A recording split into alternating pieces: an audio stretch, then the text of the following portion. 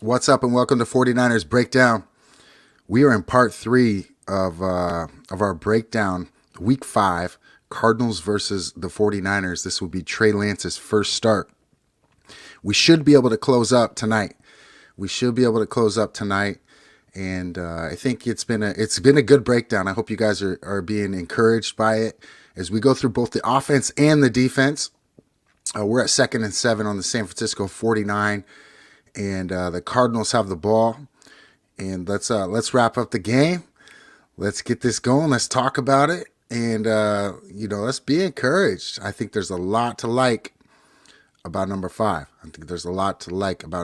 So my name's Aaron. Welcome to 49ers Breakdown. Please like and subscribe if you enjoy this. Share, and let's build this channel. I'd like to get other people up here to break this down with me.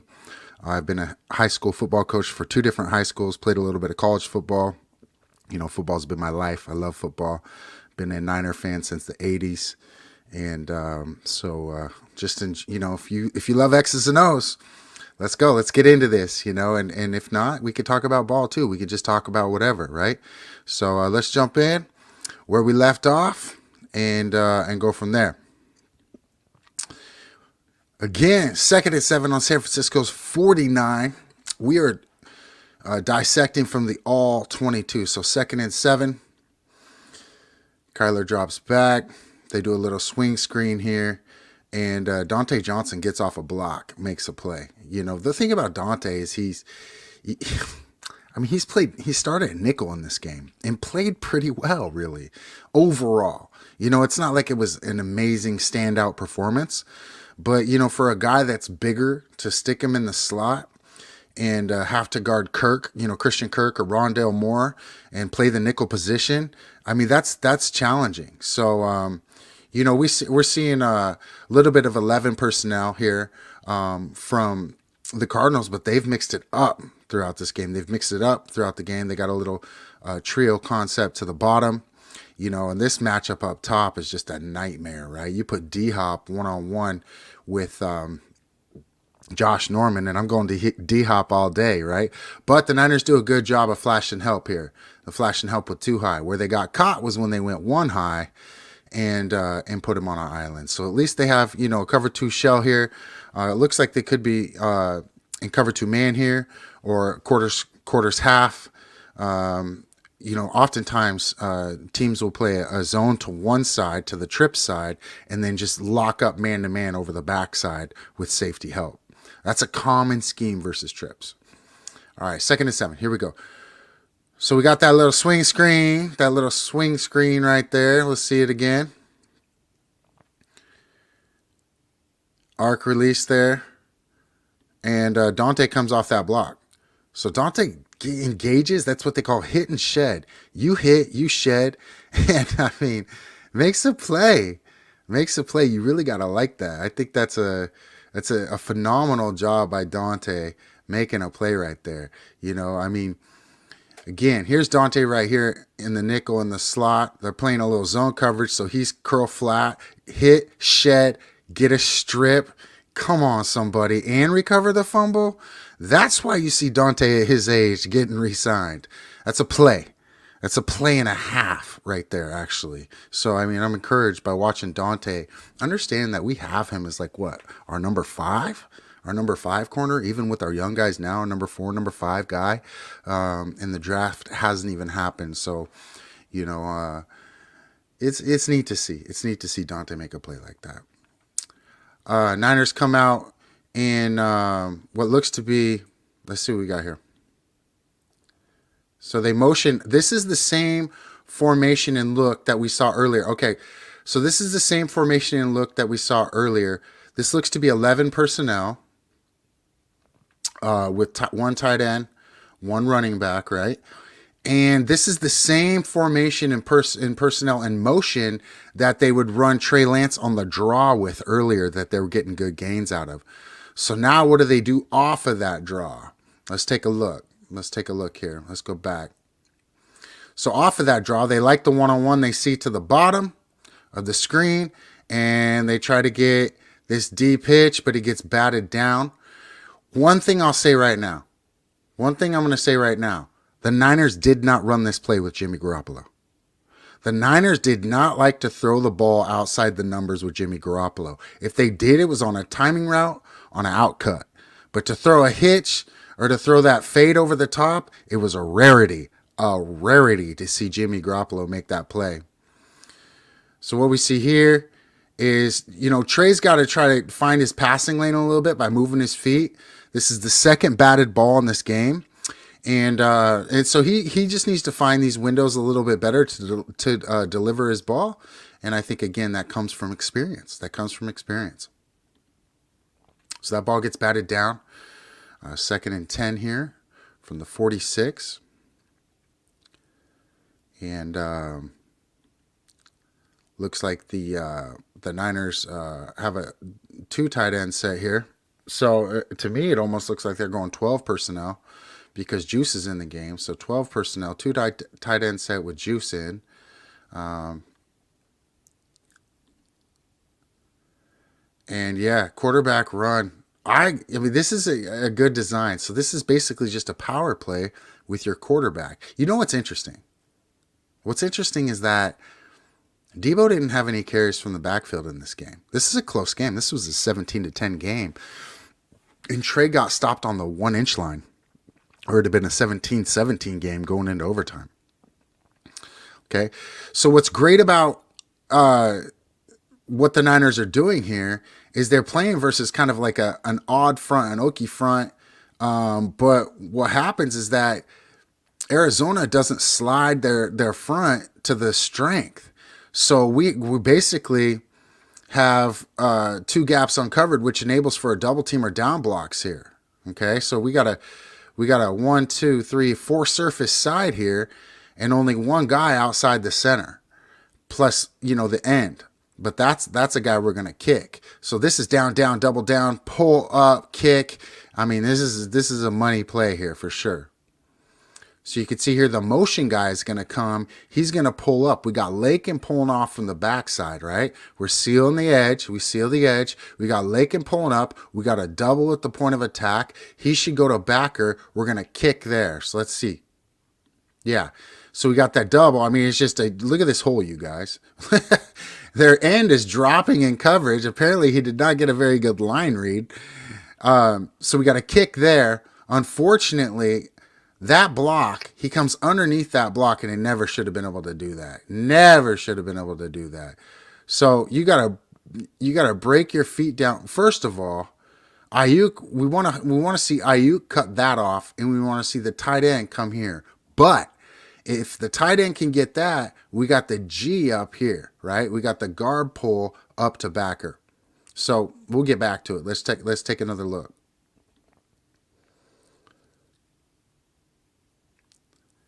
Let's take another look, family. Let's take another look. All right. So hold up one second. I want to check something here.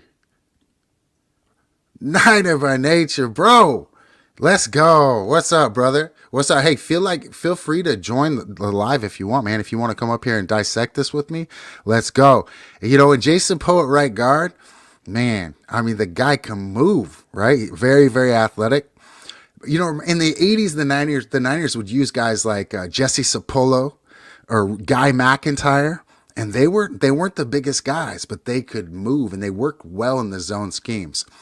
So from a run blocking perspective, I like a guy like Jason Poe. Where I get a little concerned about a guy like Jason Poe would be obviously in pass protection. When the bigger fellas start to get on him and lean on him. But at the same time, it's about strength more than anything, leverage. He's 6'2", 290. But Niners are about big guys that can move. That's just kind of the way they structure their line. But again, we got this 4 surface side, brother, right here. This is a beautiful play. 4 surface side, 2 tight ends, tackle guard. We got numbers. We're going to G up Lakin Tomlinson. We're going to kick out right here. This is basically a G power play with your quarterback. Down, kick, pull. Yeesh. So that's a nice play. That's a nice looking play, right? I mean, you got to like that. So that puts us in 3rd and short. Empty formation. Okay, it looks like 11 personnel if that's Juice up at the top of the screen. or wait, okay, so we have two tight ends in again. What's interesting here is this might be two personnel. Okay, so if this is three receivers and two tight ends, and this is another look where they could easily run a quarterback run, and I haven't watched this before. I did this breakdown, so let's see what they do. Okay, so now they're giving that look, and they're going to run a little stick concept is what it's looking like already. Now, he likes his numbers on the backside because he sees 3 for 3, and he sees the number 2 off here. So Trey looks to the backside because he sees a tighter, stickier coverage here. Now, what we see is that this is cover 0. So they're bringing 6. 1, 2, 3, 4, 5. There's their 6 down there, okay? 6, 7, 8, 9, 10, 11. So they're bringing 6, which makes it cover 0 on the back end, right? So he's looking to the weak side, to this 2 receiver side, because that safety's got so much cushion there, right?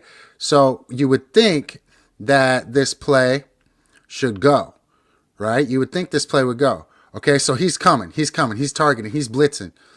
You see him, comes off the edge, likes this here, high ball. Now, here's the thing. Can you fix that? Yes, you can fix that. And so that's, when you look at some of the mistakes that Trey makes, they're very fixable. Very fixable. Sometimes you understride your front foot and the ball sails high, right? And so Trey made the right read, right? He saw the coverage. The ball was just a little high. He threw a dart in this game earlier where a receiver dropped it for, would have been like an 18-yard gain.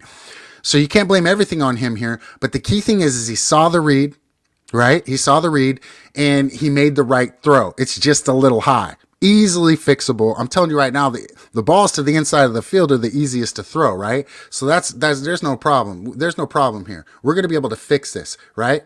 Just you can tell he barely even stepped. There was just way too short a stride. What happens? Ball sails. Okay, so that ball will be on his back hip, and we'll be fine. We'll be fine. Okay, I got you, bro. I got you. Hey, I'm just, bro, I'm happy you're here. I got 3 subscribers, fam.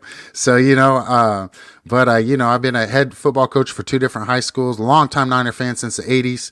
And, just love the Niners, want to break it down, man. Just want to collab. We can do show whenever you want, man. Whatever you want to talk about. If you want to come on live, we'll come on live. We'll talk about whatever you want, break down whatever you want. I'm just happy to be able to chop ball with you. Niner by nature. So, man, thank you so much for being here, bro.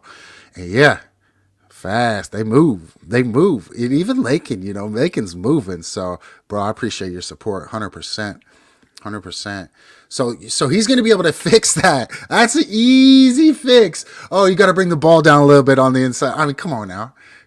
This is simple stuff. And Trey is kicking himself over that, right? This is his first start. This is an undefeated Arizona team at Arizona. And we only lose 17-10. And he got stopped on the 1-inch line, or it would have been 17-17 going into overtime, right? When he didn't start against Arizona, we got blown out. Okay? Juice in motion, or I can't tell if that's juice. No, that's juice right there. Okay, so 11 personnel. All right, balanced formation. And 4th and 4. Risky, but it's late in the game. We got to do something, right? Risky. What happens? Okay, batted ball. This is the 3rd batted ball that's happened with Trey. Okay, and they're showing a 0 look, right? They're showing a 0 look, double A gap pressure, and they come out of it. So what are they doing? They're manning up on the outside. They're playing cover 2 man here. When basically you got 1, 2, 3, 4, 5, 6, 7 guys in coverage, right? 7 guys in coverage, 4-man rush, and that 4th man drops off. So now you got 8 in coverage. Here is where he sees a nice in-cutting break coming here. He's going to deliver an absolute dime. But in a 3-man rush situation, they know they're not going to get home. So what do? They hold up and try to bat down a ball. And when you got guys like Watt and these other 6'4", 6'5" guys in the middle, they can time it by looking at your feet. So they'll just rush looking at his feet, wait for his feet to stop, right? They're looking at him and just get a hand up. He saw what he needed to see. But in a case like this, you might want to scramble or just move over a little bit, right? Hitch, shuffle your feet, reset. It's really, really tough. You'd like to see the linemen attack these guys a little bit more. In this case, McGlinchey doesn't have anybody to block, right? His guy bails. So he needs to come down and bap that guy. He needs to get a double on that guy. We basically got 3 guys on 1. If we could have got into him, we could get his hands down, but we got, it's really tough, you guys. So, I like what I see from Trey here. Again, he got the right read. He's about to throw a dime. He threw this route earlier to Mohamed Sanu, and it bounced off his chest. So this is a pass that Trey can make, and in my opinion, would have made had he, had the ball not got battened down. Yeah, bro. Yeah, he was waiting a little bit, and that's that anxiety comes through. That anxiety comes through a little bit. Yeah. Josh Allen played well in that game, and Kittle didn't play in this first game. It was who's the backup? Ross Dwelly. So Kittle didn't actually play. He didn't have Kittle. Trey didn't even have Kittle in this game. It was Ross Dwelly. Dante Johnson was playing nickel, right? And somehow, with even the simple mistakes Trey made, man, he kept us in this game. So let's bounce back here. It's 1st and 10 here. I like the aggressiveness. The hard part about a 4th and 4 play where you're sitting in the pocket like that is you're not using Trey's athleticism. So I'd like to see some movement, right? I'd like to see some movement, and it's tough. I love Kyle Shanahan. I think he does a great job. And, obviously he's a whiz. But sometimes I think he tries to simplify too much for Trey and not trust Trey a little bit.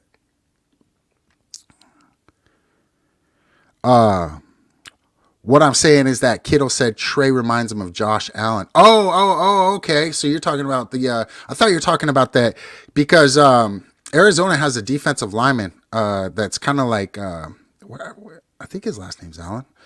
But he's kind of like JJ Watt, and he actually played pretty well against the Niners. I didn't see that, but I do see the resemblance, and I've seen that for a while. They're very similar. And Trey has all the intangibles. And you got to love Trey's head. You got to love what you hear from Trey in interviews. You got to love the fact that his ego didn't get to him his rookie year. You got to love the fact that he came in and balled at a very high level, almost beat this undefeated team at the time. And they put a lot on his shoulders. Totally. My bad, bro. My bad. Yeah, and they put a lot on his shoulders in this game, as we're going to see. I'll check the numbers right at the end of this, but they put a lot on Trey's shoulders, running the ball. Debo didn't even run the ball in this game. He didn't even have Debo running the ball in this game, not once. It was Trey running the ball. And if you take away Trey's sacks, he actually has over 100 rushing yards in this game. Man, come on, somebody. I'm telling you right now. Trey is everything the Niners want. I think Josh Allen is a really good comparison. I kind of like the Donovan McNabb comparison. I think he has maybe a stronger arm than Donovan, but I just see similarities. Yeah. I kind of like the Donovan McNabb look. He wears that number 5 too, doesn't he? So that's somebody that makes sense to me. He also plays in that West Coast system. And Trey has everything we want. He's throwing hitches outside the numbers that the Niners wouldn't even attempt. Would not even attempt. I cannot honestly not even remember them attempting it. They'll throw timing out cuts, but you've seen them almost get picked off. Or in the Philly game, Ayuk had to make like this amazing go gadget arm, stretch out his arms catch to get the ball. So where Trey struggles, very fixable. Very, very fixable. Little accuracy issues going high, right? Short stride, very, very fixable. So, I mean, to see his composure, understanding how young he is with only 1 year of ball, he lost a whole year of ball, right? Bro, yeah, the Steve McNair I think is a really good comparison as well, and but I think he has better arm talent than Steve McNair. Maybe not as good of legs, but better arm talent. And that's just my perception of it. Hold on 1 second on that. There we go. Oh dang it! I don't know why my monitor does that. But so this is one of the toughest throws in football. To throw a 10-yard hitch outside the numbers, very tough throw. Because they got to do a lot of these on the back shoulder, and it has to be a bullet. And that's why they never did it with Jimmy, because Jimmy could not throw a bullet that far. And so we see route concepts that they use with Trey that they did not use with Jimmy. Now, I will give Jimmy credit. He was tremendous in his timing routes over the middle of the field. But I'm telling you, I've seen Trey make some of the same throws. In this game, Debo dropped a beautiful timing route over the middle. In this game, Sanu dropped a beautiful timing route over the middle. He makes these throws. These throws are easy for him. A little bit of tweaks, a little bit of growing and maturity. I mean, come on now. I do not see any weaknesses in Trey's game.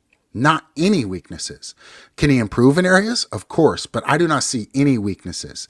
And he has all the mental intangibles. So, thanks, brother. Thank you, man. Much love to you, bro. God bless you.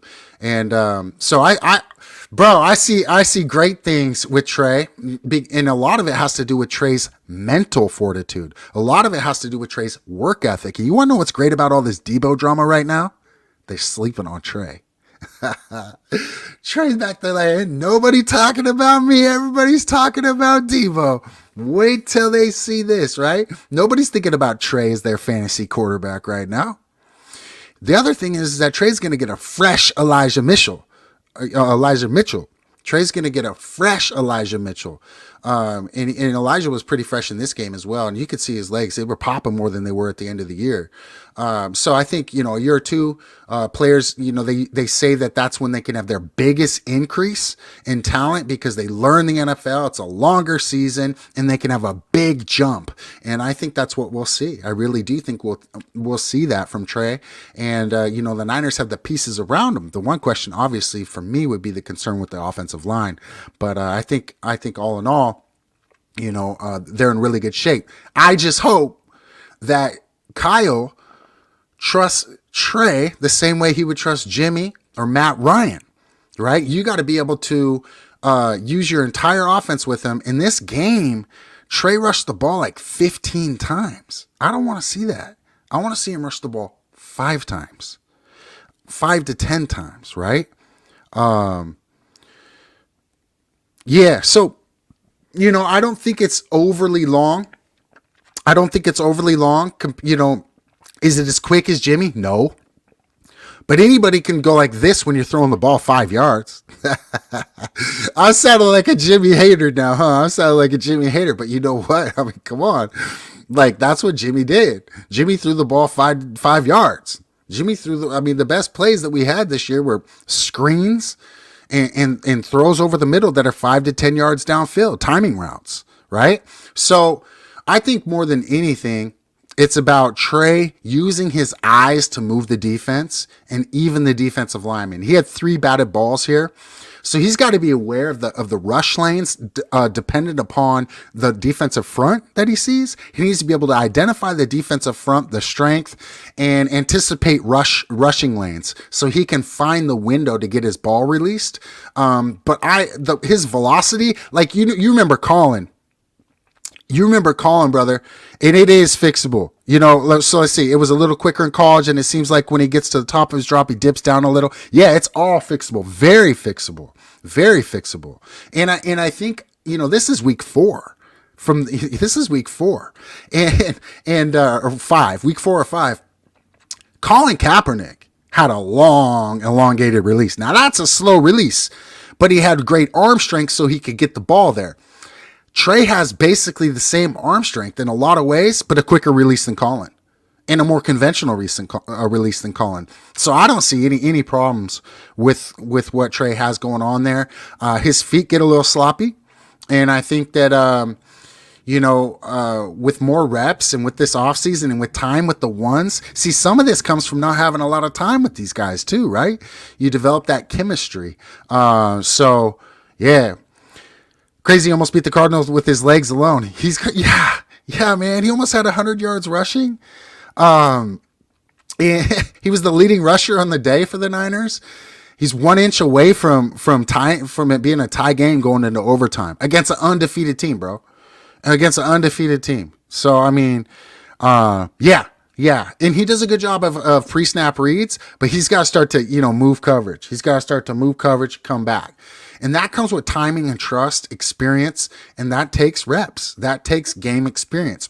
But you know what?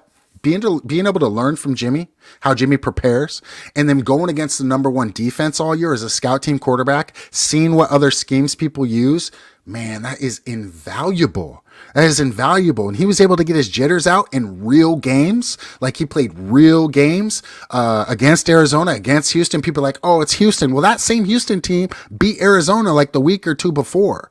It was not a pushover Houston team. It's the NFL, right? Any given Sunday.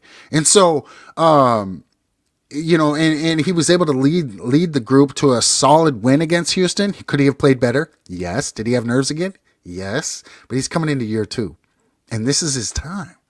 So, people are making statements out there saying that they don't think that, Niners haven't named a starting quarterback. Niners want competition. What's the point of saying, yeah, he's our guy, no matter what? What's that all about? Why would you even say that? You know what I mean? I don't care I don't care who I got. If somebody else is better and they're the backup, they're going to be the starter, right? Does everybody care about who the starting, left defensive end is? We want the best guy on the field. Who's your starting Z? Well, right now it's this, but it could change if we draft somebody that's better. None of that matters. Do you think by week 4 we will see him comfortable or before then? I think before then, bro. I think before then. You want to know what really, to me, is what's going to have to mesh. This is where Trey is going to gain his comfort level, is when him and Kyle get on the same page. When Kyle constructs game plans that 100% Trey's skill set. See, Kyle got the most out of Jimmy because Kyle knew what Jimmy could do. Throw the ball over the middle of the field and throw screens and play action. So Kyle knew what Jimmy could do. He designed concepts that catered to Jimmy and elevated Jimmy's game. Also limited the Niners by what they could do, right? With Trey, Kyle sees his legs and he's like, I want to run this guy. When I see Trey, I see a quarterback that can run. I see a quarterback that can run. You know what I mean? I see a quarterback that can run. I don't see a running back that can throw. I don't want my quarterback running the ball 15 times a game. He actually injured his knee in this game. Kept playing, then had to get surgery. Psh, the dude is tough. He doesn't complain. He goes to war. He's young. He played 1 year at North Dakota State. He was a redshirt freshman, and then he played 1 year, and then he had COVID year off, and then he's in the NFL. Mature, bro. I like him a lot. I really do. And I'm not the type of guy to tell you anything but what I believe is true. So thank you, man. Thank you so much. And yes, both those guys, awkward, right? The awkward looking releases, and of course they had legs, a lot like Trey. Maybe Colin has better top speed, but I would say Trey's a little quicker. His athleticism is probably more like Tebow's, but he's a much better thrower than Tebow. Let's jump back in here, brother, and see what we got. So we're at 2nd and 8 here, and they're coming out with what looks to be 11 personnel because that looks like a tight end with trips to the bottom of the screen. Now the good thing is the Niners, after getting beat by putting Josh Norman on DeAndre Hopkins one-on-one in the first half with a single high safety, they're giving him help now. They're giving him help. So, I mean, when you got one-on-one with D-Hop, you're going there, right? But now that they're giving him help. So that was a smart move by D'Amico. And let's run that back, see what they did here. 2nd and 8 on the 50. And, So they run their own quarterback draw. You want to know what's interesting? This is the exact same play the Niners ran and the exact same look the Niners used to run it in the game. What do they do? Well, the Niners went to trips and they motioned him out to quads, and you get the same type of look here, and this is the same play. What's interesting here is that they're actually pulling their backside tackle on a I mean, that's an interesting look on the draw. This was when Armstead was still playing end, right? And if you got a guy, that can buzz off the line of scrimmage, he can probably make that play. But Armstead, he's better as a 3-tech. I mean, if they're in double tight formations, you can play him at end, right? He could be a great run stopper in that elephant position in that under 4-3 look. But I think he's better as a 3-tech, and I thought that long before they moved him, because I saw him and Defoe play at Oregon, and they're very similar. Only reason wasn't a 3-tech when Defoe was here is because Defoe was the 3-tech. So he has position versatility, but I think he's better at the 3-tech playing defensive tackle. And you get a speed guy here like Ebucom or Kimoko Toure, right? The new guy we got. Or even a Jordan Willis, somebody that can move. Nick Bosa, if that's Bosa right there, he's probably making a play on that. But you see kind of, you can see, oh, don't do this to me. Come on. Oh, thank you. Let us finish this week now. But he's slow. He's got his feet in cement, and he's kind of reading that. He's doing a little read. I don't know why, but he did. He did a little read there. So they influence out here, and he gets washed, and they get a nice gain running that quarterback draw with that tackle pull. So they're 1st and 10 on the 40, okay? And they're coming out running that. Basically, what's interesting about this personnel grouping is that they have I believe this is their extra tackle, so it's guard, tackle, tight end, right? It's a really interesting personnel and grouping, and I like it. I got to admit, I like what some of Kingsbury does. I think sometimes he gets too exotic, but I like what he does oftentimes, because it puts defenses in, well, dang. Now, on this type of personnel right here, I like Armstead right there.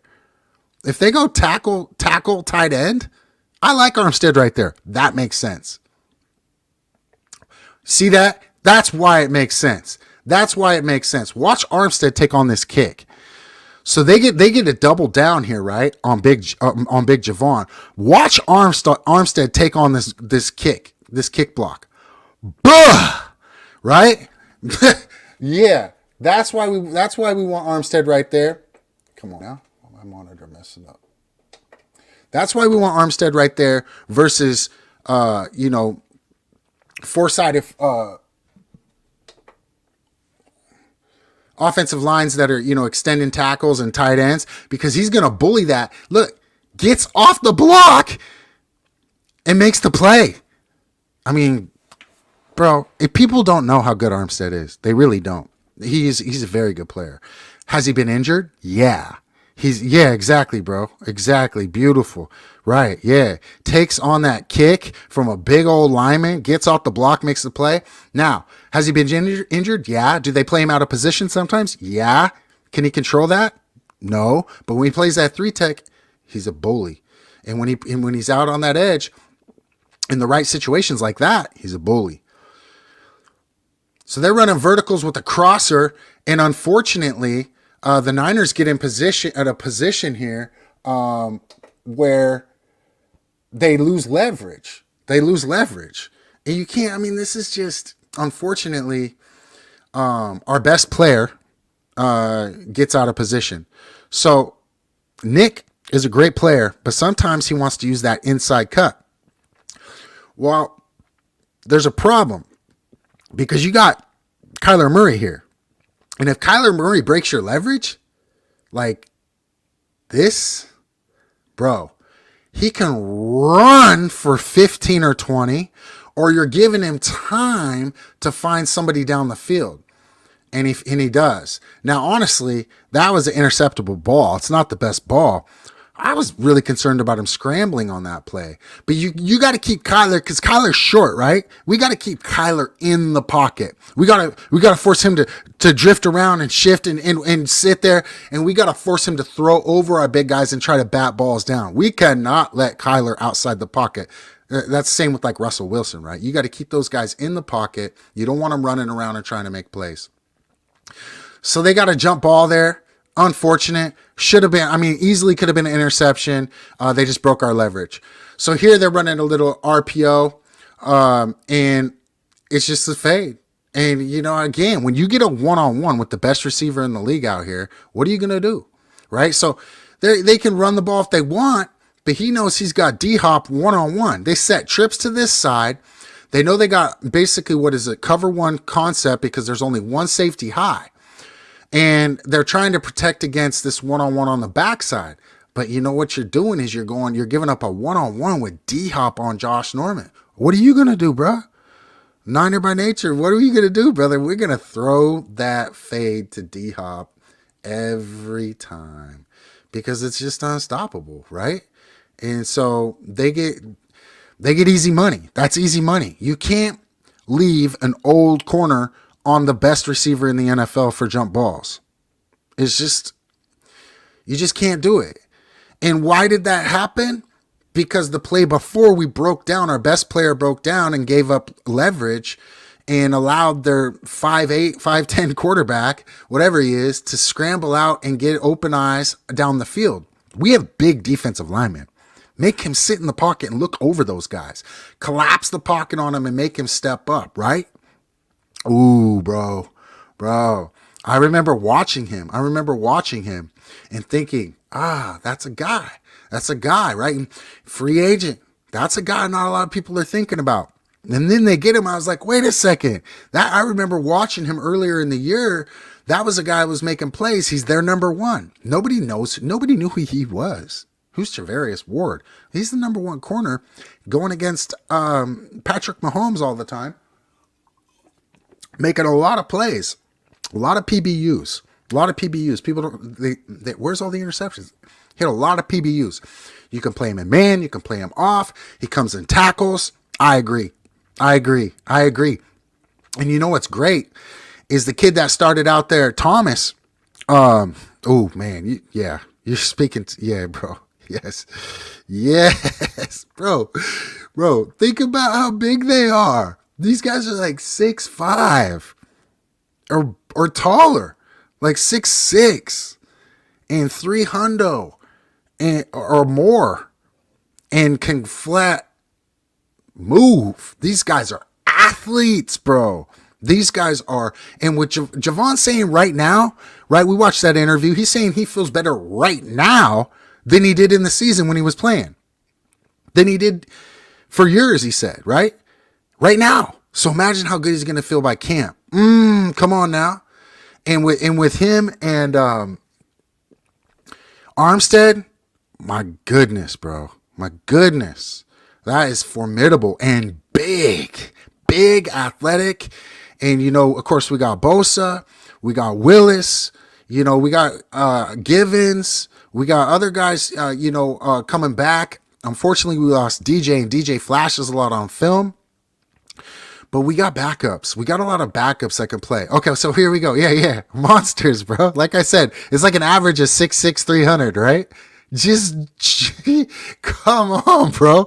That's what I'm saying about our boy Poe, right? Poe's great, but bro, if you're going up against fronts like this, you better have the right scheme. You better have the right scheme to make a guy like Poe be able to succeed.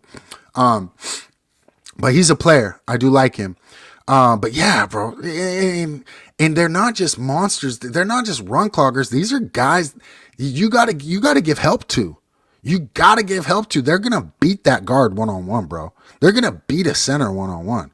Both of them got burst, got moves. You know, they use their hands real well. With both of them, the only thing that's held them back is injuries, truth, and being played out of position. That's the only thing. Only thing, brother.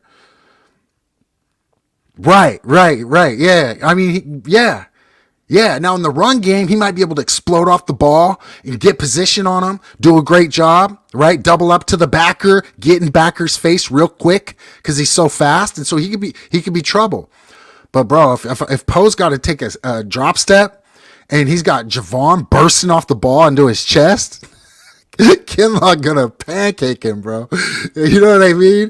Armstead's gonna pancake him, bro. These boys are quick and strong, bro. Yeah, yeah, yeah, yeah, man. Yeah. And then we got Givens. I'm hoping we sign Street. Of course, we got we re-signed the guy that we got from the Raiders last year that didn't play much. I'm forgetting his name right now, but he's a solid player on the inside, especially as a backup guy. The Niners have depth. Niners have depth on the defensive line, and we have for a long time. Of course, Givens is a very underrated player, solid player, and so. I'm excited about what we have on the defensive line, especially with a guy like Kinlaw coming back. He flashed as a rookie when he was healthy. He flashed as a rookie. I just want to look real quick. I'm going to look up, see what 49ers, and I'm going to look up their. In fact, I'm going to do it on here. This will be better. I'll do it on here so we can check this out, brother. Let's check out. Let's go 49ers D-line, depth chart. Let's see what they say on ESPN. So, man, we still got D Ford, right? We still got D. Ridgeway, bro. Ridgeway. Come on now. Ridgeway has burst. I'm telling you. Hassan Ridgeway has burst. He's the type of guy that will thrive in Kasurik's system, right? Because Kasurik wants you to get upfield and set a new line of scrimmage. That's the scheme. The scheme is to get to the heels of the offensive line and set a new line of scrimmage, right? And so Ridgeway's got very good first step. Where he lacks is in like a lot of moves. But I'm telling you, bro, they can develop those and use that first step. Mo Hurst was the guy I was talking about. So when I see a guy like Ridgeway, Hassan Ridgeway, Mo Hurst, right? Kevin Givens, Kerry Hyder. We got Kerry Hyder back, bro. He knows how to play in the system. He can play inside and outside. We got Omenahu. We got Toure. Omenahu, come on now. Omenahu is a player, especially when he's in shape. Jordan Willis is a player. He does a good job on special teams. Still got Ebukam. I don't know anybody in the league that can say they're deeper than that. I mean, we got guys on our third team with like Jordan Willis, Maurice Hurst, Kamiko Toure that are getting significant playing time if they're on another team. Omenahu here is fourth string. Fourth string. And this guy got playing time for us last year, and we had a rotation of DNs. Like what we have, especially bringing Kerry Hyder back and picking up Hassan Ridgeway. Hassan Ridgeway is an underrated player with burst. Now, what happens with D Ford? We need D Ford to like just take the NFL by storm this year. Just come back healthier than ever. He figured it out. Right? That's what we need from D Ford this final year of his contract. We need him to play, bro. You know what I mean? We need him to play. Yeah, those boys are scary, bro. Yeah, I mean, when it comes to me, oops, my bad, bro. Let's take a look. You're talking about Perham. It's hard to talk bad about the guy. Let's be real, right? It's hard to talk bad about him. I want to look at his numbers. So 6'2", 311. He can play. He can play. We know that. We know he can play. And he's got that excellent mobility that Poe has as well, right? He's got the excellent mobility. He's small. We're 6'2", right? I'm 6'2", bro. I don't want to play in the trenches in the NFL at 6'2", bro. I'm playing linebacker at 6'2". So, I think the Niners across the board, if you were to look at their starting offensive line from week 1 last year, you're 6'5" across the board, at least. And McGlinchey's like 6'8", right? McGlinchey's and Aaron Banks is 6'8". So the ideal prototype for our team is big and athletic. Smaller and athletic really isn't the prototype that they like to roll with. I think you can get away with it at center, because in our scheme, center doubles. In our scheme, center gets help. So, like a Weston Richburg, when they signed him, they're like, we need an athletic guy. Like, you know what? Jordan Poe would have been smart playing center. Right? He plays guard, doesn't he? He'd have been smart playing center because he can get away with being undersized because he can get guard help. But a lot of times guards get center help, and not always. And when they don't, they could be in trouble, like we saw in the Super Bowl with Person, right? Yeah, I could see that. He does have position versatility to be able to play guard and center. So I don't see why not, bro. And a speed edge. Yeah, I think Toure, Kamiko, is a guy that is undervalued. I actually really like this pickup. Kamiko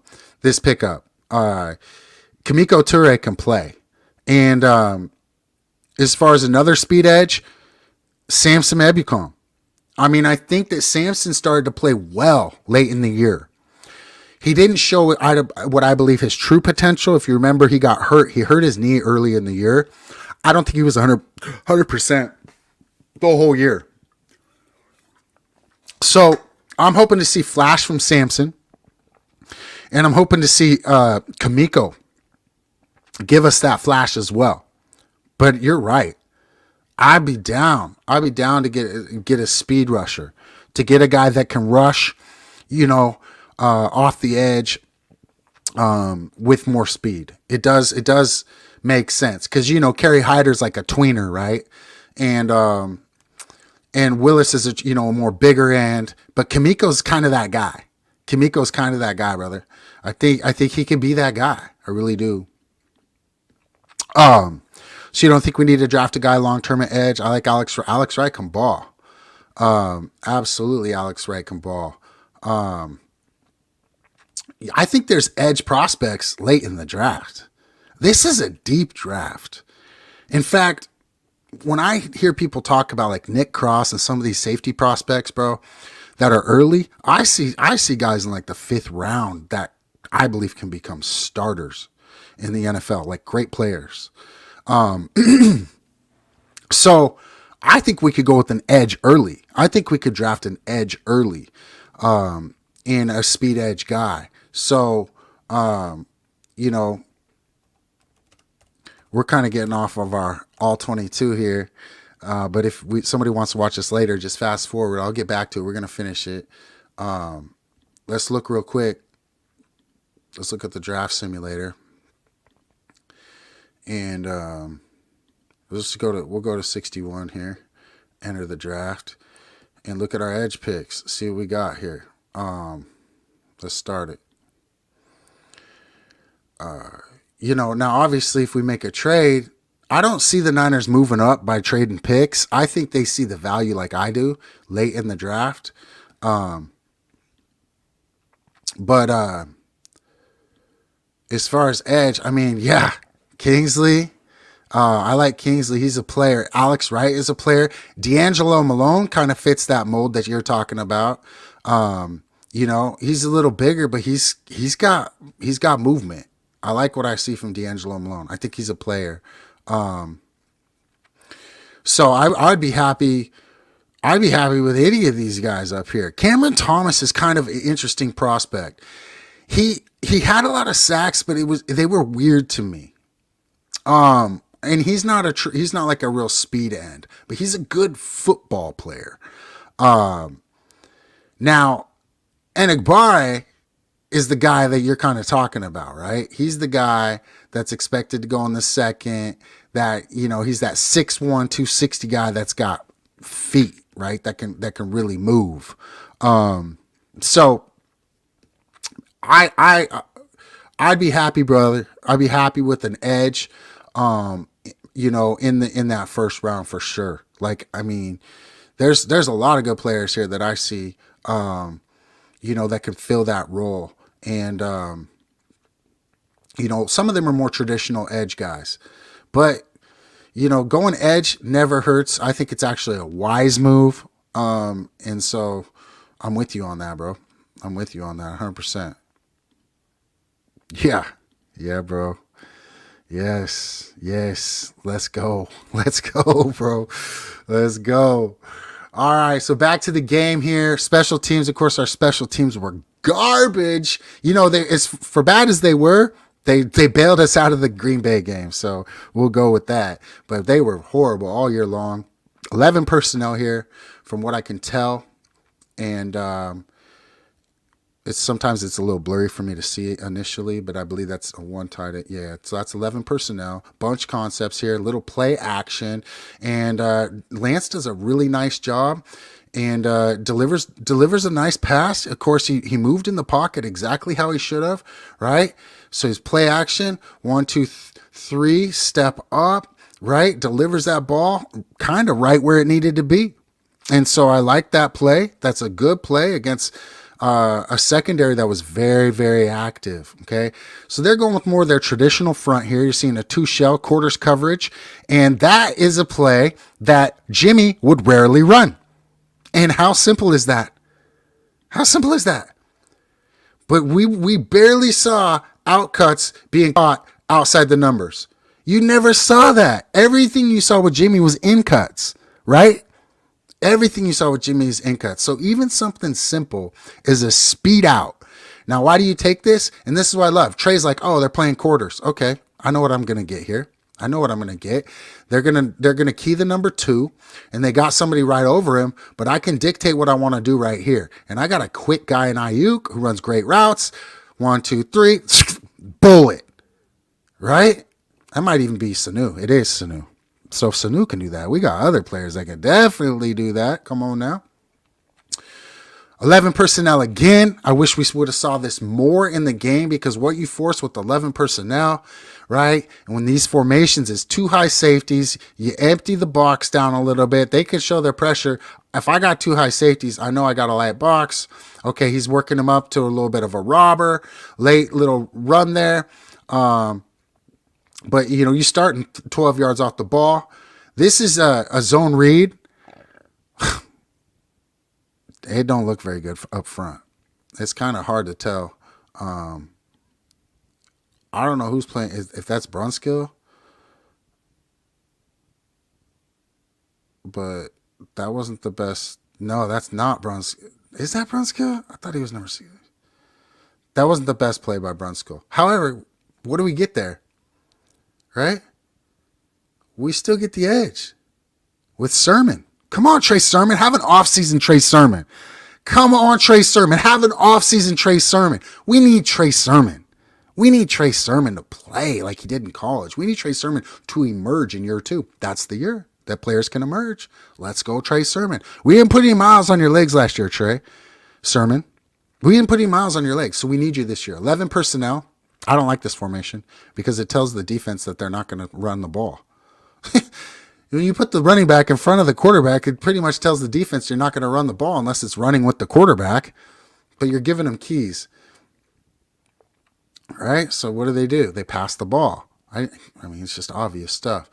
So cover 1 here, single high safety, cover 1, a little bit of Monday here. And Trey does a great job. He's like, look, you're in the middle of the field. I got a one-on-one. I'm going to throw the ball where Jimmy would never throw the ball, bro. Yeah, brother. Yeah, we need Trey to emerge and be the guy that we know he can be. We saw it at Oklahoma. We saw it at Ohio State. The guy's got burst. He just got a year off, bro. Fresh legs. Let's go, Trey Sermon. Everybody's sleeping on you and hating on you. Let's go. You don't have to give us 30 carries a game. We need 10 carries of you running with your hair on fire, right? That's what we need from Trey Sermon. Be the Trey Sermon we know you can be. We're good. We're good. Everybody's hating on Trey Sermon right now. And rightfully so in a lot of ways. He did not play like I think any of us expected him to. But again, there's a big learning curve. And not all rookies are ready for that. But here's another play that the Niners just did not run, right? And it's thrown out of bounds. Okay, it's not the best ball, but they wouldn't even Jimmy would not even attempt to throw a fade. And when he did, it was desperation, like in the Detroit game when he underthrew it and Debo comes back and gets it. Or against Baltimore in 19 when he underthrows it and Debo comes back and gets it, right? Bro, tell me when Jimmy threw a fade. Like I can remember one to I think to Ayuk. One. We got a one-on-one here. We're throwing a fade. Timing will get better. I'm happy they made that throw. You stretch the defense. Even if that's not complete, you got DBs thinking, okay, they're willing to go down the field, right? You got defensive coordinators being like, okay, they're willing to take shots. That softens the defense. That loosens the coverage, right? All right, so we got 11 personnel here, and looks like Juice is up top. With the tight end. So actually, this is our double tight end look. Now, I don't know what this play is going to be, but I'm thinking it's going to be a Trey run. If it's not, it's a play action Trey run because they came out earlier and ran this four surface side. And what they do, they ran Trey, but they ran him the other way. So they're probably going to pull Brunskill this way and run Trey on this play. I don't know that to be true, but if I was looking by formation on 3rd and 3 down in distance, I'm saying they're going to run Trey right here. Ah, nice, Kyle. Kyle mixes it up. Good job. So in this circumstance, you got Juice up at the top. And so what do you get here? This is like 12 personnel, but it's unconventional. It's unconventional in that you have a fullback in the game with your tight ends, right? So yeah, I mean it's cool. It's cool. I like what Kyle's doing in this look. Because they're expecting, you can see the box being kind of a little stacked. They're expecting to run like I was. And instead he works, a passing concept off of it. Now, does this ball get batted down as well? Yeah. So unfortunately, we're overloaded to this side, and on our weak side, they got us outnumbered there. So we have them outnumbered here. They have us outnumbered there. They're bringing edge pressure with Isaiah Simmons, right? And he's quick. And so that route should have been quicker. That route should have been quicker by Debo. Debo is not the best route runner. I think that Trey could have, maybe got rid of that ball earlier if Debo was out of his break earlier. But nonetheless, we're in field goal range, and it enables us to get on the board here.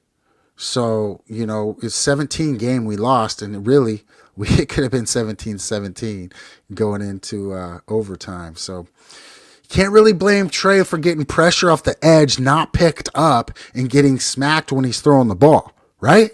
You can't really blame him for that. And so, people may want to, but you can't. 11 personnel, ace formation, 1st and 10, G. They run G. And Niners do a good job. Niners do a good job against power schemes. And we got the guys in the middle to be able to do that, whether it be a backer or defensive line on the edge.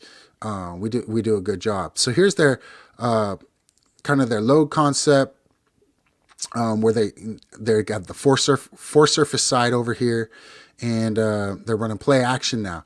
Now this is a pass that Kyler makes that Jimmy would never throw. This is the type of pass that Trey throws in this game, where you're running a deep guy, come back, very difficult throw. You're throwing outside the numbers on the sideline. And how far is he throwing that ball? 10, 20, 25 yards. He's throwing that ball all the way to the sideline on a rope. Kyler has a very strong arm. Well, guess what? So does Trey Lance. And that's why we run these concepts as well, right? Play action. They're only sending 2-3 guys in the route, or he's basically got an option route versus Mosley. He's like, if you can beat him, go over the top. If you can't, we'll run the comeback. A little choice route, a little option route. And, D-Hop is D-Hop. You put D-Hop one-on-one. See, this is the thing. Remember what I told you earlier? Look, when you got 4 backers or a guy down, a safety down like that, it's one guy in the middle of the field. So Kyler knows immediately, all I got to do is look this guy off and be able to throw that. But here's my question. Why is Tart over here? You don't think our linebackers and our corner can guard these tight ends? You got Mosley one-on-one with the best receiver in the game for one-on-one balls. And Hopkins, cheat to this side, bro. Cheat to this side and help out on this play, right? It doesn't make sense. That's football IQ. I like Jaquiski Tart, but he makes silly mistakes, right? Silly mistakes, even in this game. Look, that's what I'm saying. He's in the middle of the field too late. If you were there or on this hash, now you're over here, right? And he can play tighter because he has help over the top. They're not even releasing these guys into routes. They're not even, you know what I mean? I don't even know what to say, but they're not even releasing these guys into routes. He's right here in the middle of the field. Had he started on this hash, he could be right here already. And now Mosley could play tighter in his quarters coverage, or his cover 3, really what it was. Anyways, you know how it goes. Make mistakes.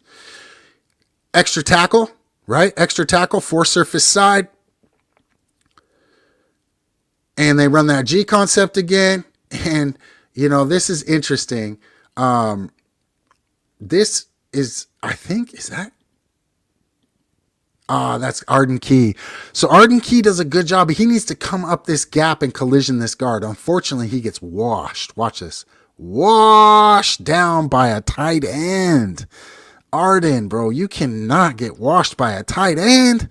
A tight end gonna do that to you, bro? No, we can't have that. We cannot have a tight end washing our defensive end 4 gaps down the doggone field, right? And Marcel does actually a good job for a safety come up and collisioning a guard. Tart does a good job in run defense always. We know that. But unfortunately, if our defensive end is getting displaced from there to there, we're in trouble. Right? And so that's why they get a decent gain on this play. Had that been Armstead, we know what would have happened. He would have got off that block and busted that puller in the chops, right? He did that earlier on that same exact play.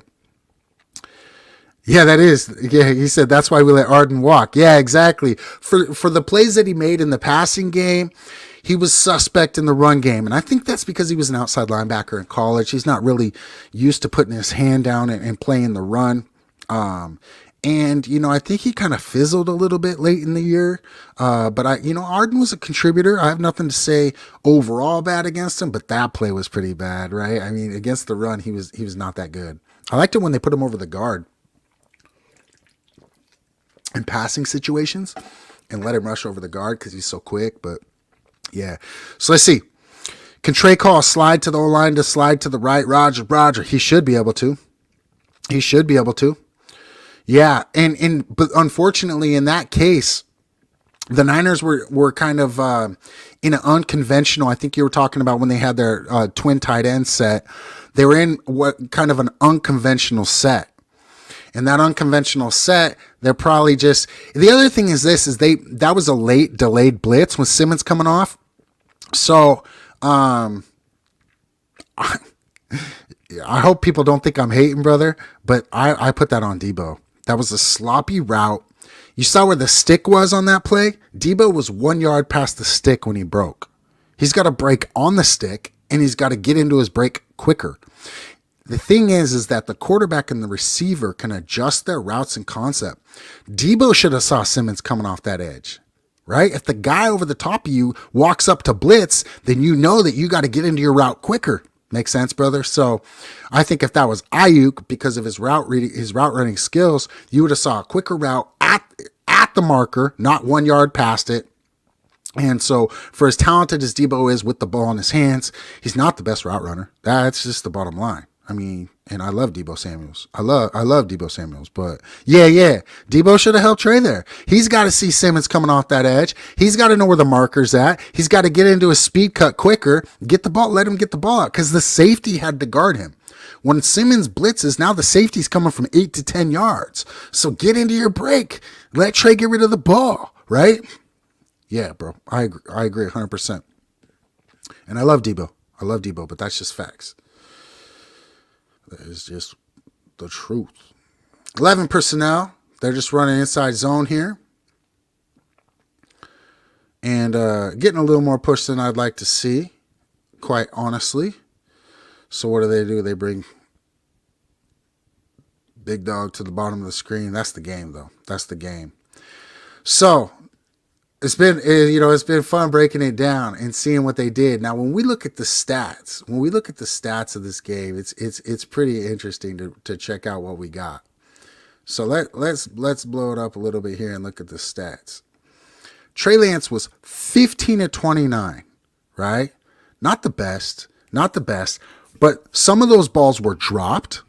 Some of those balls were batted down. And so you got to take in, there were three batted balls and 3 drop balls. So there's 6 potential completions and a lot of yardage. The interception was definitely Trey's fault. And again, he threw high over the middle. With that, is it correctable? Very, very much so. Very, very, very much so. Right? It's not a limitation.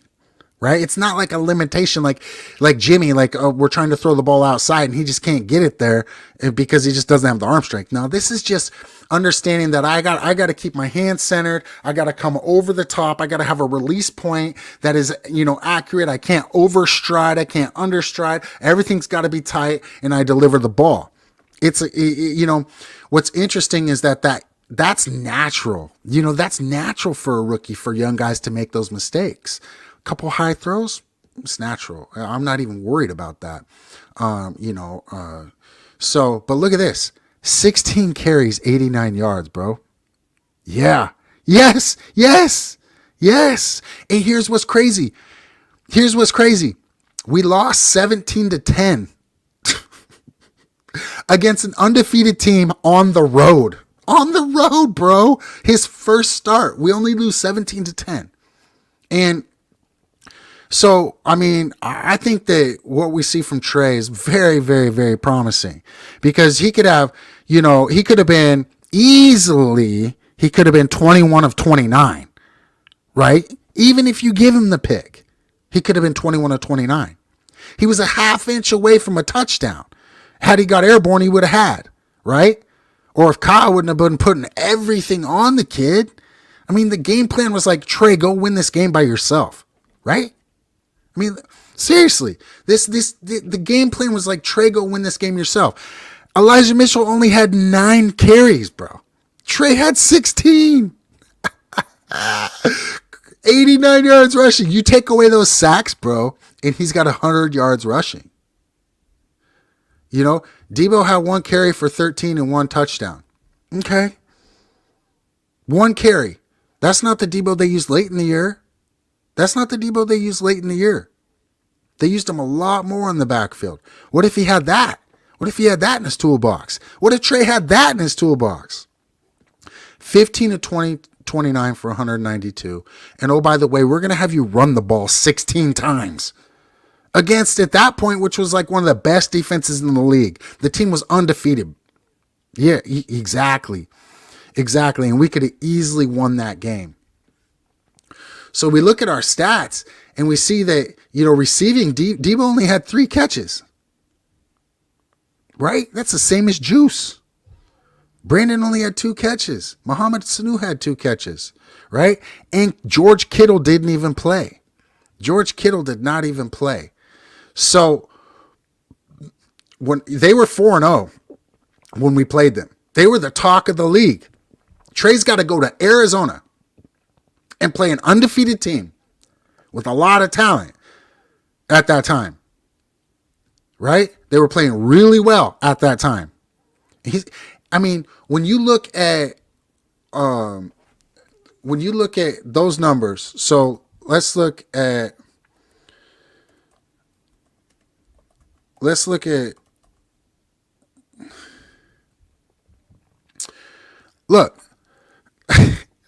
this. When the Cardinals came I was about to say the stick. When Cardinals came, bro, to Levi's, they smacked us 31-17 with Jimmy. And guess who they had at quarterback? Colt McCoy. Trey, and they weren't even undefeated then. We go down and play them undefeated early in the year, week 5. This was week 9. Week 5, right? Week 5, we go down there, rookie quarterback, 17-10, and Trey gets stopped on the centimeter line, or it would have been a tie game going into overtime. If we could have, yeah, bro, we could have easily beat them in this game. No question about it. So, I mean, when, we look at this game, and again, look at that. It's like Colt McCoy is the starter. Give me a break. I mean, but look, Jimmy got to throw the ball 40 times.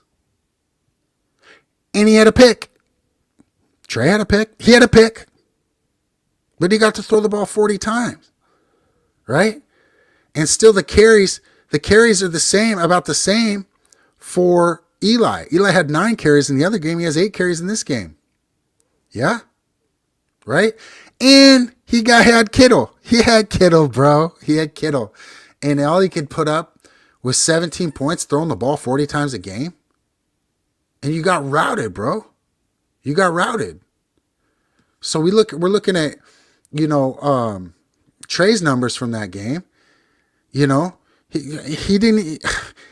the ball 16 times and he threw the ball 11 less times. I mean, as a rookie, 4th overall pick, undefeated team, I think we really, really gotta like what we got in Trey. So, bro, let's do this draft right now. We're only gonna have 3 rounds. Let's do this draft. We're going Kingsley. Yeah, Jimmy had a carry, bro. Jimmy had a carry.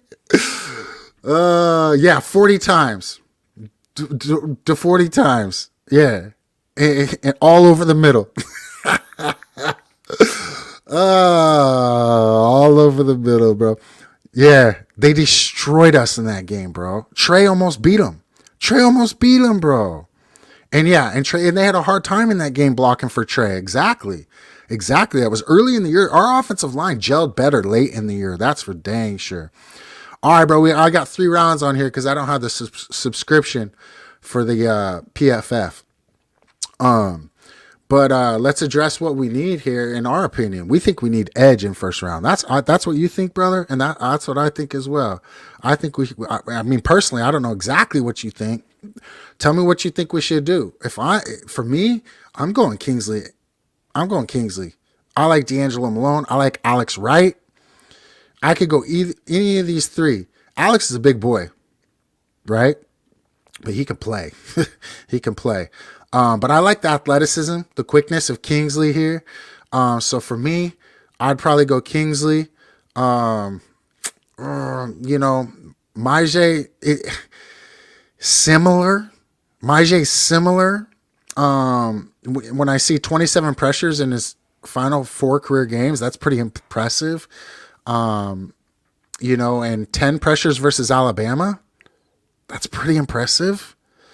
He's got that size, speed. He's a little bit older at 23 years old. But that can actually work to a benefit for a rookie. They're like kind of ready to play. So he's twitched up. Kingsley ran on 4.98. Let's see what Myjai Sanders ran here, bro. For me, bro, I have a hard time. But I'll look at your safeties, but I want to show you my safety that I really like. Let's see. So Myjai Sanders, what did he run? 4.6, bro. 4.6 coming off the edge. Zip! Right? 33-inch vert. 4.37, 20-yard shuttle is moving. That's quick. That's real quick. That's first step burning. And he's 6'5"? What? I thought he was only 6'3". 6'5" and you're running a 4.6, bro? Jeez. I kind of like it when I see it here, bro. I mean, and bro, he had pressures. Like when you look at this, he had 10 pressures versus Alabama. Alabama, bro. 27 pressures in his final 4 games. That's like 8 pressures a game. 11 batted passes. That's a knack. People underestimate batted passes, and I'm sure Niner by nature, bro, you watch the Niners, that we don't bat down a lot of balls. I almost wish we did more, and that's because Kasurik has our guys' hair on fire to get to the QB. Sometimes when you got big guys like we got, bat the dang ball down. A bat is like second to a sack, bro. That's a boop, right? That pass breakup is huge from a D lineman. But sometimes those balls can get tipped up for picks. So 11 batted passes is a nice stat. You know, when you look at college seasons, that's, you know, they're about 11 games a year, right? So he's getting a batted ball like once every other game. So I like this kid.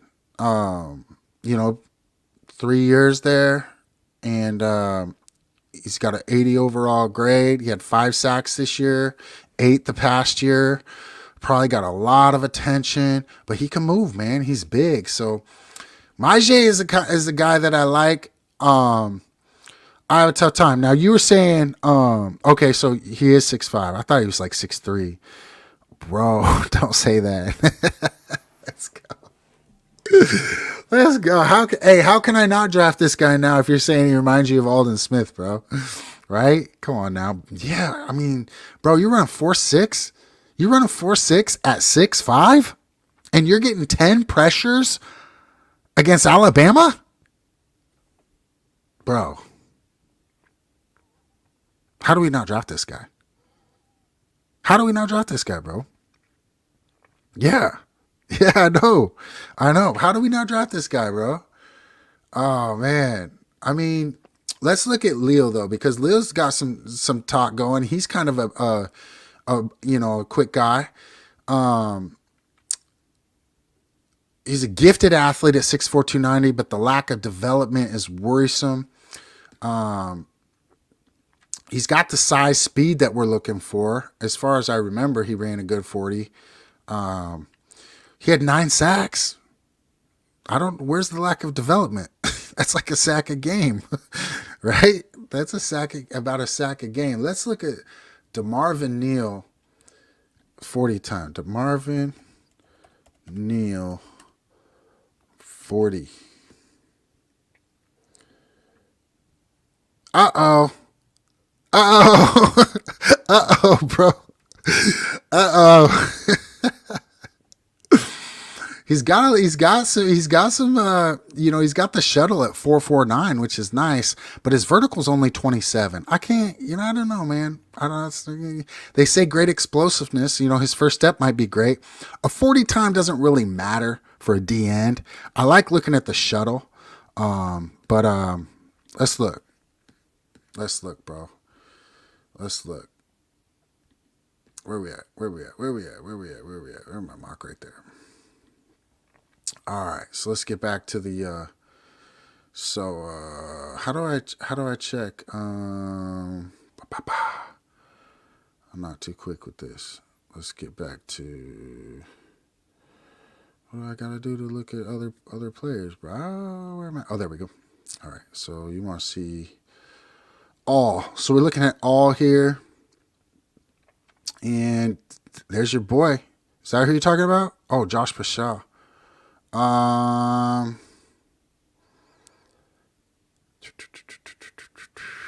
Don't see him, bro. Don't see him. I think he's gone. He's gone. We got our boy Jurgens, though. Yeah, it looks like Fashaw's gone. So,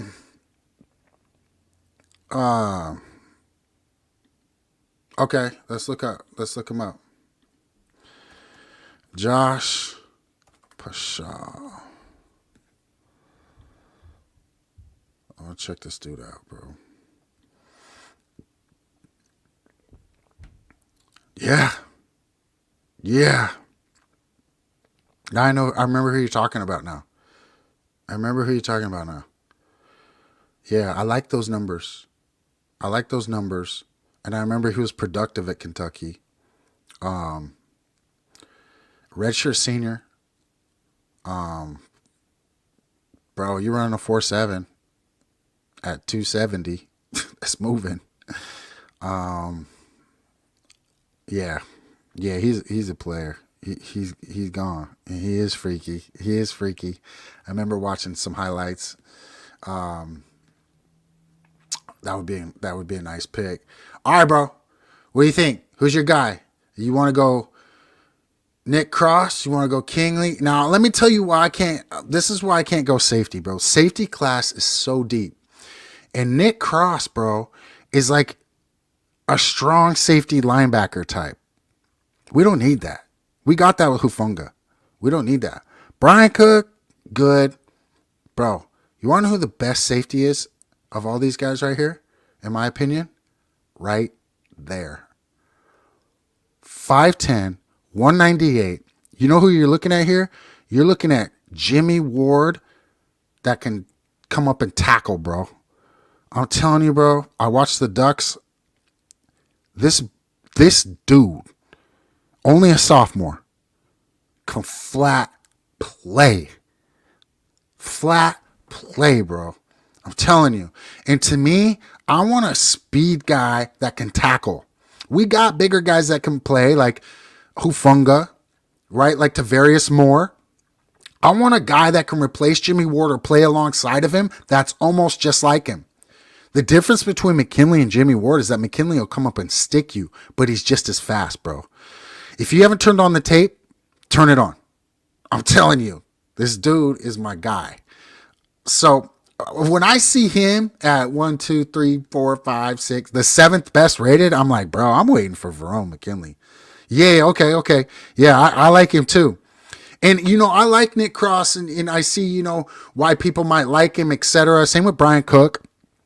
And Kirby Joseph. I think they're all good players. But I want somebody that can fly, that's just like Earl Thomas type, you know what I mean? And that's what I see from Verone McKinley. I see a Jimmy Ward, Earl Thomas type that can play strong safety or free safety, position versatility. He tackles well. That's the guy for me, Verone McKinley. So that's why I'm like, I'm not in on Nick Cross and Brian Cook, because I see how deep this is. I see how deep this safety class is, bro. It's so deep. But we all have our own perspectives. So I'm gonna let you take this first pick. I think we go. Yeah, we gotta look at wide receiver. We can't not look at wide receiver. As far as O-line, bro, I don't think we do go O-line here, because we want to get a center, right?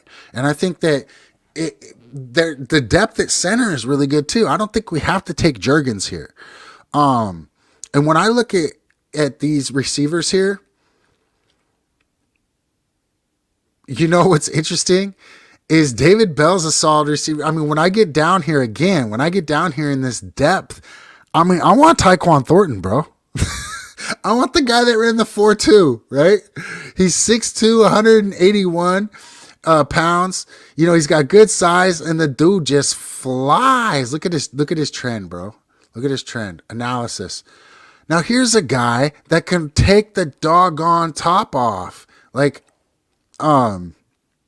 so what he had 10 touchdowns this last year, right? That's almost one a game, 14 games played.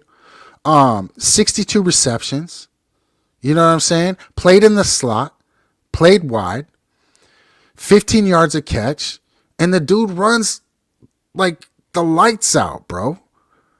The dude runs Thornton for Trey. Give me somebody that's just gonna blow by this defense. So when I see wide receivers like Justin Ross, bro, look at where he's at. Look how far down Justin Ross is. This is like a top receiver at Clemson. So, I mean, this receiver class, it's not like it's heavy at the top, but I think what happened is a lot of guys came back for that extra year because of COVID. John Lynch kind of mentioned this today, actually. And what it did is it just made like the draft really deep. And so when I see a guy like Kevin Austin and Justin Ross, Tyquan Thornton's who I want. I just, we have depth at receiver. The guys we added in the offseason with McLeod, Malik Turner can play. The dude that we added from the Colts, the wide receiver, I'm dropping his name right now. But I watch his numbers, his play. When he's healthy, he is a solid player, a solid receiver. So when I look at the depth chart, Jawan Jennings can play. Of course we know Ayuk can play. Debo, obviously we need to get something for Debo. Like that's why I want to see the 10, the 38, and Elijah Moore. I want a player plus picks for Debo. I want to be able to put somebody in. I don't care if he's as good. I just need a player. I need somebody that can play to put in there. And then I take a shot on like somebody like, yeah, Danny Gray, exactly. He plays like a 4-2, bro. Yeah, he had 10 touchdowns, bro. Let's look at his highlights. Now, granted, the other thing is that I felt like he got better through his career, right? But let's look at it. Have you ever had a memory so strong you can almost taste it? That Yeah, when I went to the 1994 NFC Championship game and the Niners beat the Cowboys. As a kid, bro, I went to that game. It was absolutely stupid. All right. All right. So, all right, here we go. Okay. Oh, hi. Look at how he split those guys, bro. I'm willing to sit in between two guys and take a hit, catch a high ball, and if that safety wasn't there, I'm going to run by both those guys, right? So, look. Oh, okay, if there wasn't a safety over the top, I'm running by both those guys. Remember, he's 6'2", bro. I'll take the hit. You see the wiggle, bro? You see the wiggle? You see the wiggle? Give me this dude, bro. 1-on-1. Let's go. Bro, look at this kid. Come on, bro. Give me this guy. Give me this guy, bro. Did he drag that? Oh, he got the second one in, bro. He's playing NFL. He's playing NFL football out here, bro. Danny Gray's nice. I like Danny Gray too, bro. Okay, they got him solo. Little double move action. Come back. See, this is the thing about Taekwon. You put him in a one-on-one situation, they know he's running that 4-2, 4-3, right? So, I mean, it's like they got to... Dude, did you see that? Oh, my gosh. Did you see this? Oh, my gosh. I have to... Hold on one second, bro. That was stupid. I don't even know where we're at. Hold on a second. Watch this, dude. I want to show you something crazy. I don't know the last time I saw this. Look. Bro, this guy's... This is a corner playing safety on this guy. This is a corner playing safety, bro. Look at that. The guy's playing safety because he knows he can't run with it, bro. That is crazy. That is absolutely crazy, bro. I'm serious. This corner is playing safety. Unbelievable. Are you kidding me? Bro, and he gives him a little shake and he still runs by him, bro. Look at that. He's 3 yards ahead of the dude. Oh my gosh. I haven't watched this highlight video, so I'm stupid right now. This is crazy. That's dumb, bro. That is absolutely dumb. I can't even believe that. Look at that. He starts the snap, bro. Look, he's still both feet on the ground. And this guy is playing at the depth of the free safety, bro. And he gets ran by. Oh my goodness.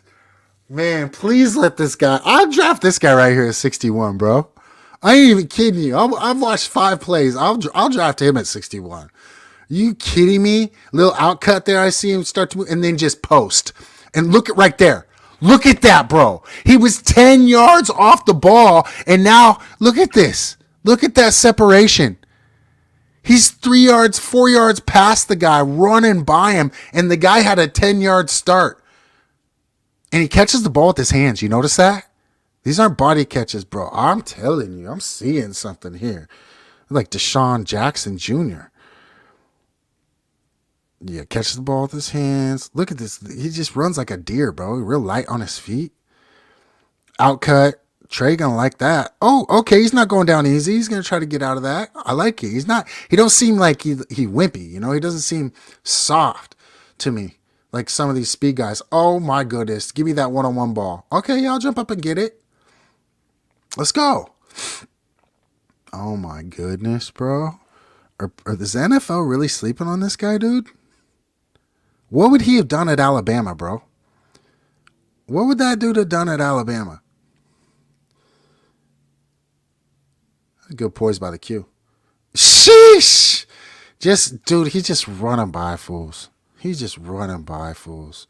Oh, bro, he'll go across the middle. You are not catching. This dude's gonna peel off, bro. That dude's gonna peel off that way. How much you want to bet, bro? You don't want to. You don't want to. Yeah, he's dude. He on the 30, bro. They quit. Oh man, This is just seriously, bro. And he catches the ball with his hands, and he's running routes, and he's going over the middle. I mean, people say they don't watch highlight films. I do. I watch highlight film. People, look at that. Because you know why? Because here's the deal. If I watch a highlight film and it's all outside the numbers and you're soft and you're not catching the ball with your hands, I can tell by a highlight film if I want you or not. Guess what? Tyquan Thornton's going in the middle of the field against, this looks like Texas Christian, right? TCU. He's going in the field on slants with two guys, catching the ball with his hands. Bursting. Taking it 60. Look, dude, he stopped. He ain't even trying. He knows he's done. Bro, he knows this is just dumb. Give me that. I gotta go back a little bit. I'm sorry, bro. Okay. There it is. Zip. Yeah. Makes the tough catch, right? Going to the ground. Look at this. Over the middle. And look, they stop running. That dude stopped running at the 50, bro. At the 50. They know there's no hope. Look at this, dude. Oh my gosh. They're out of the screen, bro. There ain't nobody in the screen. Give me this dude, bro. Catching the ball with his hands over the middle. Leave. I'm out of here. You're out of the screen. There ain't even nobody in the screen. He makes it look like, bro, he runs so fast he looks slow. But there ain't nobody around him. Oh, jeez. Oh, jeez. Hey, he may not have kept his feet there, but he caught the rock. He did what was important first. You know what I'm saying? And that crossing route we saw there, that's a Kyle Shanahan crossing route, bro. That's a Kyle Shanahan play action crossing route that he'll see all the time. Oh, yeah. Oh, my gosh. 3 guys. Dude, this is money. Did you see that little move he made? Watch this. He's going to catch this slant and do it. He's going to jab back, bro. He's going to jab back. Watch this. This is sick. He catches this. Now watch what he does. Jabs back. Oh, my. Oh, my.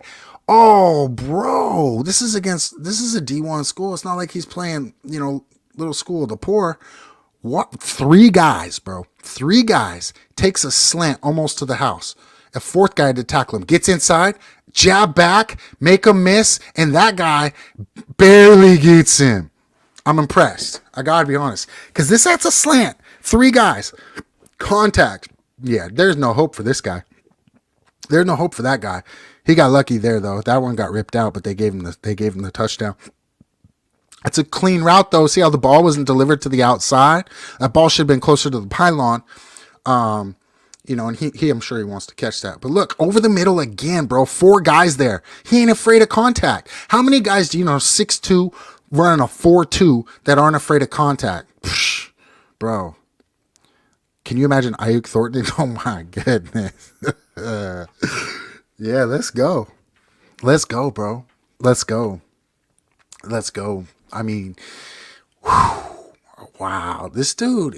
I mean, I haven't turned on the highlight on Tyquan Thornton. I know about him. I know his numbers, but seeing this right here, bro, I'm sold.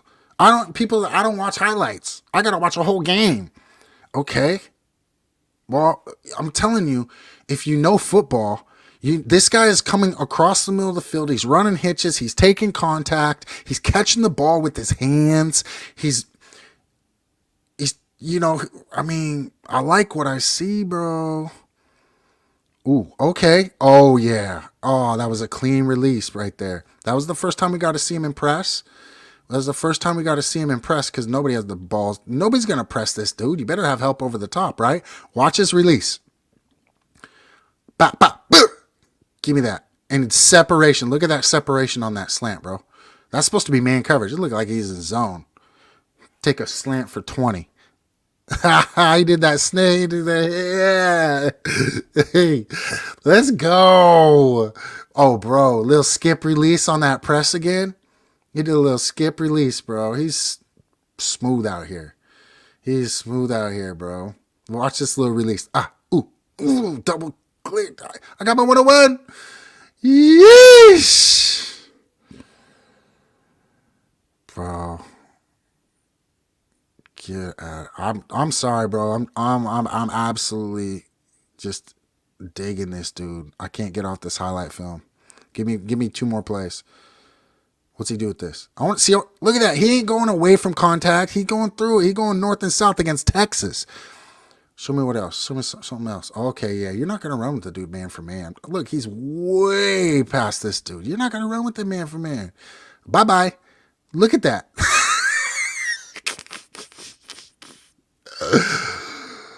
Oh, dude. Oh, wow. Yes, bro. Bro. Hey, I'm telling you, this dude. Oh, speedbacks. You want to know who I'd like to see the Niners get, bro? And don't call me crazy, but I like it when the Niners draft like guys late, or undrafted free agents. And somebody that is looking to be an undrafted free agent is or really late draft pick is CJ Verdell out of Oregon. And part of the reason why I'm giving you these Oregon guys, bro, is because I know the team so well. But CJ Verdell, bro, gets down, right? That dude can run. I know he's coming off an injury, but, truthfully, I think that when I look at the running back class, it's deep as well. So when we take a peek at these running backs, let's see here. Cook, obviously, Zamir White, they're both nice. Rashad White's nice. I kind of like the Brian Robinson pick. I know he's a thumper. I know he's bigger, but dude actually had a lot of rack. Run after contact. He made a lot of guys miss for his size. Ty Chandler is a guy, 5'11", 204, that can move. He can go. And so I like Ty Chandler a lot for that speed back guy. Yeah. Oh, okay, look at you, bro. You there.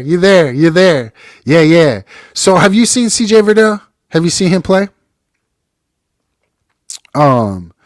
Because bro, he's like that guy that you would get as a Elijah Mitchell, like late in the draft.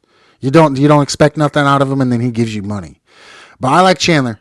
I like Chandler too, bro. I like Chandler too. So we're on the same page there. When CJ Verdell, bro, people are sleeping on CJ Verdell. Watch. The dude could play. And he played in his own scheme, right? So when I look at CJ, this is okay. Now this is versus Ohio State, bro. See ya, bro. Ohio State, and he's got those lower legs. You see those legs? Those lower legs that are thick, bro. He's got tree stumps. He got tree stumps, bro, for legs. He got thick legs, bro. Like you try to tackle him, look, he ain't going down. So he has the speed, but he also has see, he's got the burst. You want to know who he's built like, bro? He's built like Debo. I know that sounds stupid, but that's what he's built. I'm not saying he's Debo. I'm saying he's built like Debo. He has that real big lower body. He's got those Barry Sanders type legs, real thick legs. And so I like him. Boom. Speed, quick, zone schemes. To me, CJ Verdell makes really good sense because you give this guy 10 carries a game with Elijah Mitchell, bro. He's just got that speed where he just runs away from people and look, puts his head down. He's thick, bro. Those thick legs, bro. I'm telling you, man. He's got real strong thick lower body. You get him the ball out in space. He makes guys move. He stays on his feet. He's tough to bring down. I like him. I think CJ Verdell makes a lot of sense, bro, for me personally. He's not afraid of contact, and he runs those zone schemes. He's got that big lower body. So for me, I like him. And actually, I think we should sign AJ Brown too, their quarterback, as a unrestricted free agent as well. I wouldn't draft him, but so to go to your question, we haven't even picked one guy yet, bro. We haven't even picked our pick yet. Let's look. Let's go CJ Verdell. I don't know that he went to the combine because he hurt himself. CJ Verdell, 40 time.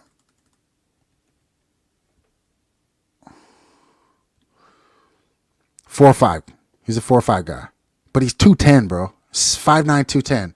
He's that thick, big dude. 210. He's only 5'9", right? Running a 4.5. And looks like his official was like a 4.6, but you saw him against Ohio State. He was fast, and some people play faster than they. So I just oftentimes I judge a lot of players by what I see on film, by how I watch them. I really like the kid. You know what I mean? I just really like the kid. So yeah, 4.5. Late 4.4s, and I agree. Yeah, it's true.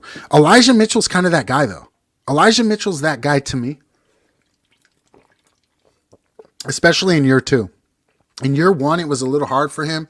I mean, bro, here, you be our starting running back. You're coming from what did he come from, Florida AMU or something, bro? Well, I mean, he came from nowhere. And they're like, here, you're in the NFL. You're our starting running back. Oh, you only played 11 games last year? Well, we're going to the NFC Championship game, and you're going to play 20 games? So he played 2 seasons, in 1 season. So I think that Elijah has that speed, bro. He's that 4.3, 4.4 guy. But I look at a scheme fit. Ty Chandler makes a lot of sense to me. CJ Verdell makes a lot of sense to me.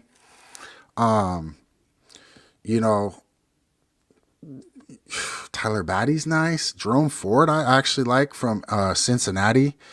There's Verdell. So they got Verdell up there. So there's some guys, bro. There's some guys that, that are nice. All right, you want to go edge? All right, I'm going to let you pick this first one. I think we go edge too because it's not as deep in this draft as other positions. And so I say we go. Who we want to go with, bro? Where we going to go, Majay? We're going Sanders? He's freaky. Who you want to go with, bro? You don't have to worry about these rankings, bro. You pick your player. You want right? Who you want, bro? This is you. You get to pick this one. Niner by nature, 88 in the second round, 61st pick of the 2020. I said 200. All right, yeah, Sanders. Yeah, I agree with you, bro. I think we got a freak right here. 6'3", 228. 10 pressures versus Alabama, bro, in 1 game. Poop. Yep, that's our guy. We probably got to get a bad grade, but you know what? Do we care what they think? Nope. All right, bro. I'm picking my guy right now. I don't care what anybody thinks. I'm getting Tyquan Thornton. That's my guy, bro. And then, bro, you're on the clock here. Where we want to go? We want to look at interior offensive line. You want to look at interior offensive line? We lost Juergens, bro. We lost Juergens, but you know who we got? Fortner. We got Fortner, bro. We got Fortner. He can absolutely play. Lindstrom actually has a lot of pub. He can play. We could go safety here. See what they got at safety. You want to go O-line? Okay. I think, I don't know if you've watched Fortner much, but he's got the size at 6'4", 300, an 85 overall grade, played in the SEC. You know, I like the guy. I really like the guy. Played all 13 games. Only gave up 2 sacks. You know, in the SEC, bro. In the SEC. You got to remember. So, I mean, 429 snaps and only 2 sacks in the SEC playing for Kentucky. He can move. He played a little guard also in 2020 and 2019. He played guard. So in 2021, he was center. So he has position versatility. Yeah, let's go. I like that too. Let's go Fortner. And I think we got to make that pick too. Bro.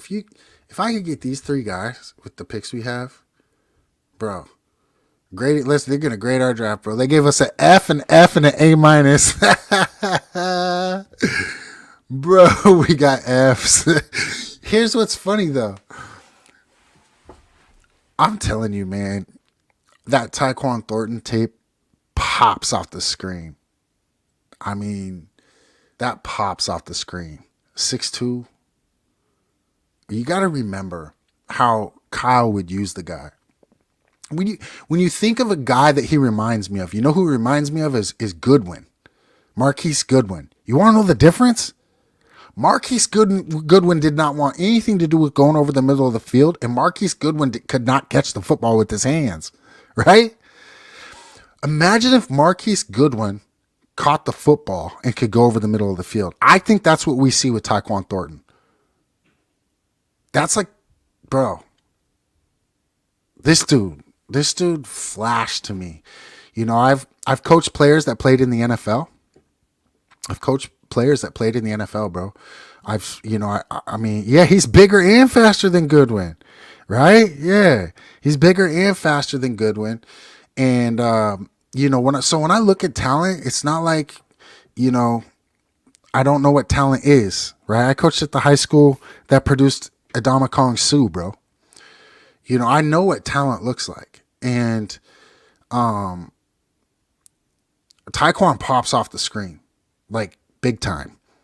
That one play where he's got that corner playing safety and he runs by him on a deep post, bro. And then those plays where he's catching the ball over the middle of the field and actually actively trying to get up, like north and south, right? He's trying to move forward. He's not afraid of contact. He's smart though. He protects his body in some aspects. Catches the ball with his hands. Bro, I'm telling you, I mean, I haven't seen a lot of prospects like Tyquan Thornton. I mean, like, he kind of reminds me of like a Jerry Jeudy.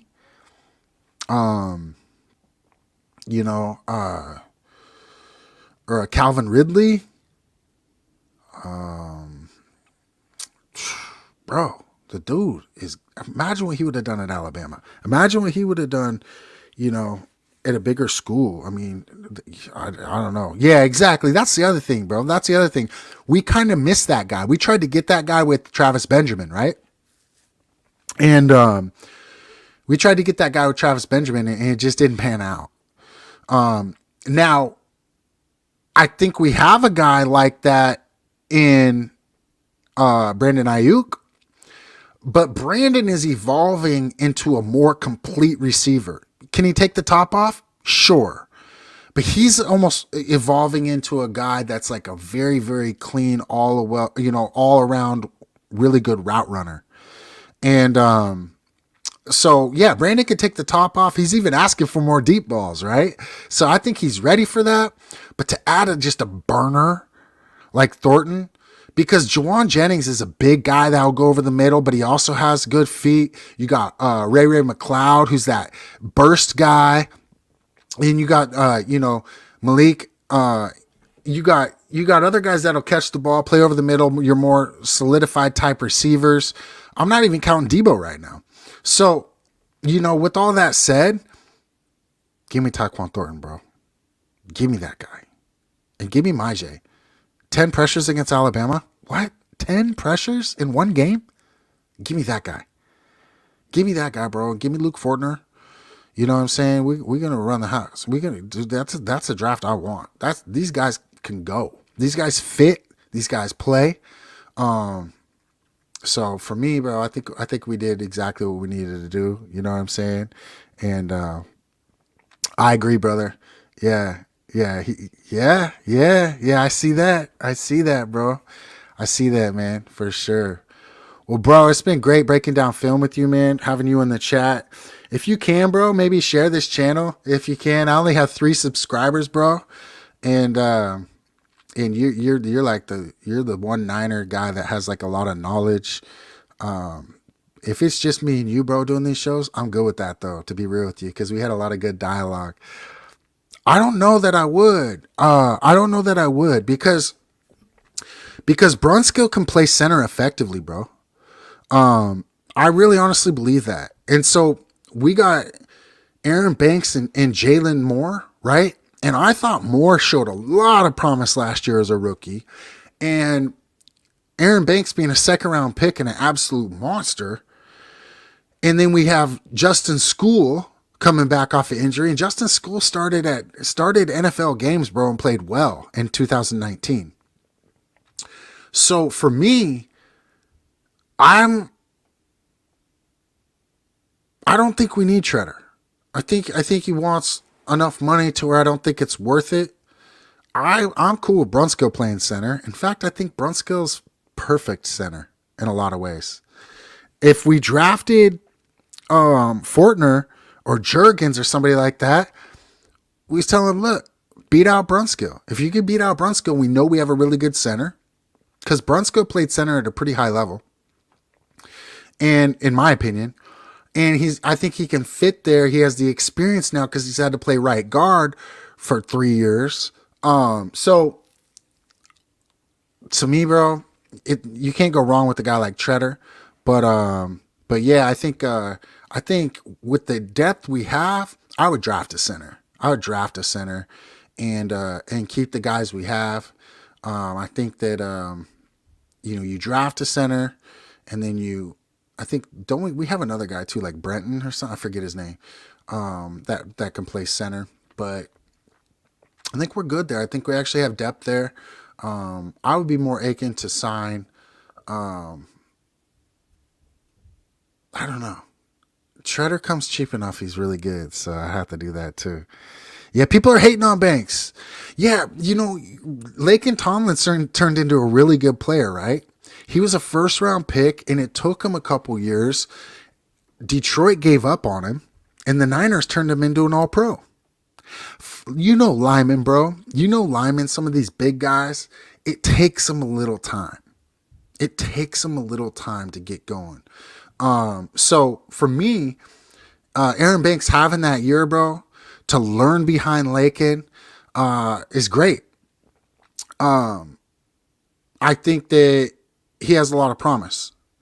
And so I'm hoping that he's grinding because he just needs to grind. If he grinds, we'll be just fine. And so I'm excited about that. But you know what? Jalen Moore proved that he could play. I think Jalen Moore is going to be a good offensive lineman in the NFL. I actually think he trends better at guard. And I would not be surprised if he beats out Aaron Banks at left guard. If we were to sign a guy like Treader, I would not be surprised if Jalen Moore beats out Aaron Banks at left guard. And we got Tomlinson, Moore, Treader, Brunskill, and then McGlinchey. I would not be surprised, bro. Moore can play. He can play it. I mean, what I saw from him, I was very impressed for a rookie. I think he fits better at guard than he does tackle because he's a little undersized for a tackle. But having that depth there is no big deal. And even if Aaron Banks doesn't start as a sophomore in the NFL or as a second year player, it's not like he's a bust. Again, it takes some of these big guys a little bit of time. It does. It just does. And that's why Kyle for a long time was filling in with veterans because he knows you can get veterans around the league that know what it takes to play offensive line. So yeah, I hear you. I feel you. And I think they're counting on Moore to be able to be that swing tackle in case it doesn't work out with, so maybe they feel like Banks can handle that left guard spot. And then you can have more play right tackle if for some reason McGlinchey doesn't play, isn't healthy enough or doesn't play well. But bro, we went to NFC Championship game with Mike Compton. So I think we're going to be all right if we have to put more out there, right? Yeah, exactly. For him to be able to watch Lakin and learn from him, similar to, Trey being able to learn from Jimmy. It's not necessarily you're learning their skill set or what you're learning, how they prepare. And Jimmy knows how to prepare because he learned from Tom Brady. So, and Lakin knows how to prepare. He's a Pro Bowler. He's done it at a high level. He's, like you said, he played against Staley. He played with Staley and Trent. And it was solid. So for Aaron to learn how to prepare, go through that kind of red shirt year as a pro, get a big off season, I think it's exciting to see what Aaron Banks can do. I don't have huge expectations for him, but it'd be nice if we could plug him in and he could play. I think he can. I think Moore could play anywhere across the offensive line except center. I don't see him as a center. Maybe he could. But he's athletic enough, bro. He can play. He can play right guard, right tackle, left guard, left tackle. No question. I think he would prefer to play left guard or left tackle because that's kind of where he played in college, was on that left side. But yeah, he's athletic. He's stout. He's going to be stronger. That dude can play. I think he's very underrated, personally. I think they're going to do everything they can to keep him. I think they're going to do everything they can to keep Deebo Samuel.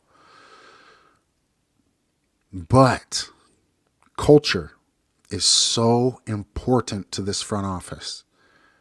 Culture is so important to this front office. And what Deebo is doing right now, that ain't the Niner way, bro. How many times did these off seasons where good players do these holdouts, it just ruins the vibe for the team, sets them on the wrong track? No one player is bigger than the team. And I love Deebo. But right now, nobody loves Deebo more than Deebo. Right? Deebo, he's like T.O. right now. He's like, I love me some me. Right? Deebo loves Deebo some Deebo right now. I really honestly believe that Deebo got gassed up this offseason, bro. He was down at the Super Bowl. He was doing all these interviews, Old Spice. He's doing commercials now for like Cherry Bundy energy drink. He's doing all this stuff.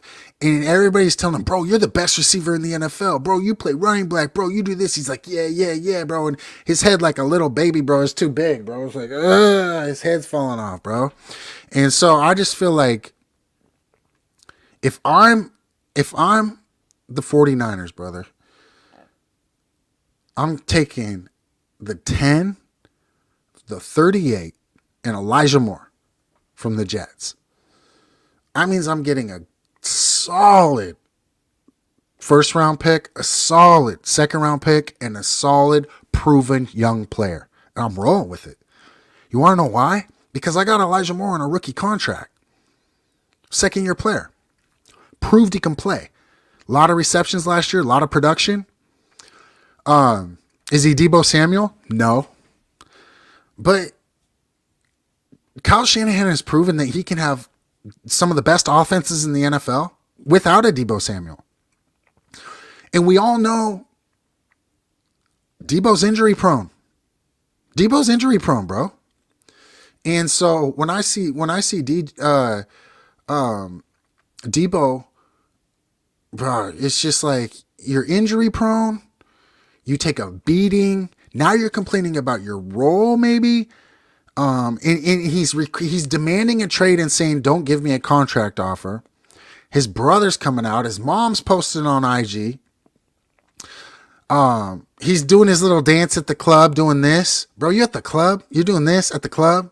You wearing an LA hat, bro? You wearing an LA hat, bro? Where's your SF hat? Where's your SF hat, bro? LA? What are you doing, bro? And it wasn't no Niner fans giving him death threats. Those were Seahawk fans trying to destroy the relationship. Come on. Like, any Niner fan going to send Debo death threats? Get out of here with that. And that ain't a fan. That's a fool. Racists are fools. People giving death threats are fools. That's not a fan. And so he's all gassed up, bro. Everybody's telling him how great he is and he's buying into it. Now, I do think Debo is being smart in one aspect.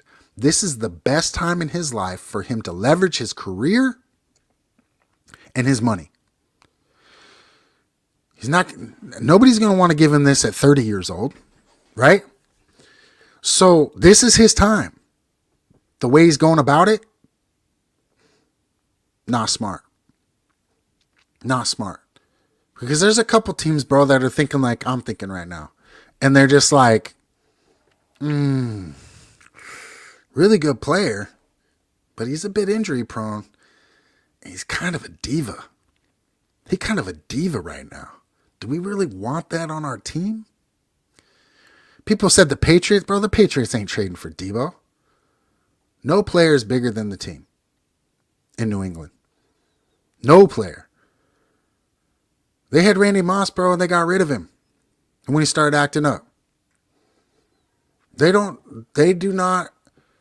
play out there. And so if I can get the number 10, the number 38, that lets the Jets keep their number 4 and their number 35. If I can get the 10, the 38, and Elijah Moore or Denzel Mims, I'm going for it. Because Debo's going to take Bosa's money. Debo's going to take somebody else's money. If Debo walks and I can get a first round, an early second round, and a quality player and free up that, bro, he wants like what? 75 million guaranteed, 25 mil a year? Nah, it's hype. It's hype. It's hype, bro. Cooper Kupp, he ain't going to ask for that. Cooper Kupp understands that he wants to play on a winning team. I'll tell you what. Wouldn't it be sweet if they just trade him straight up for DK Metcalf? Just swap him. Just swap him, bro. Just swap him. DK want out. He don't want to be there anymore. And Debo wants out. All right, just swap him. Go play up in Seattle. Go play up in Seattle without Russ and have fun with that. Go play up in Seattle and have fun with that, Debo. And we'll sign Metcalf. We'll sign Metcalf. Because you know what?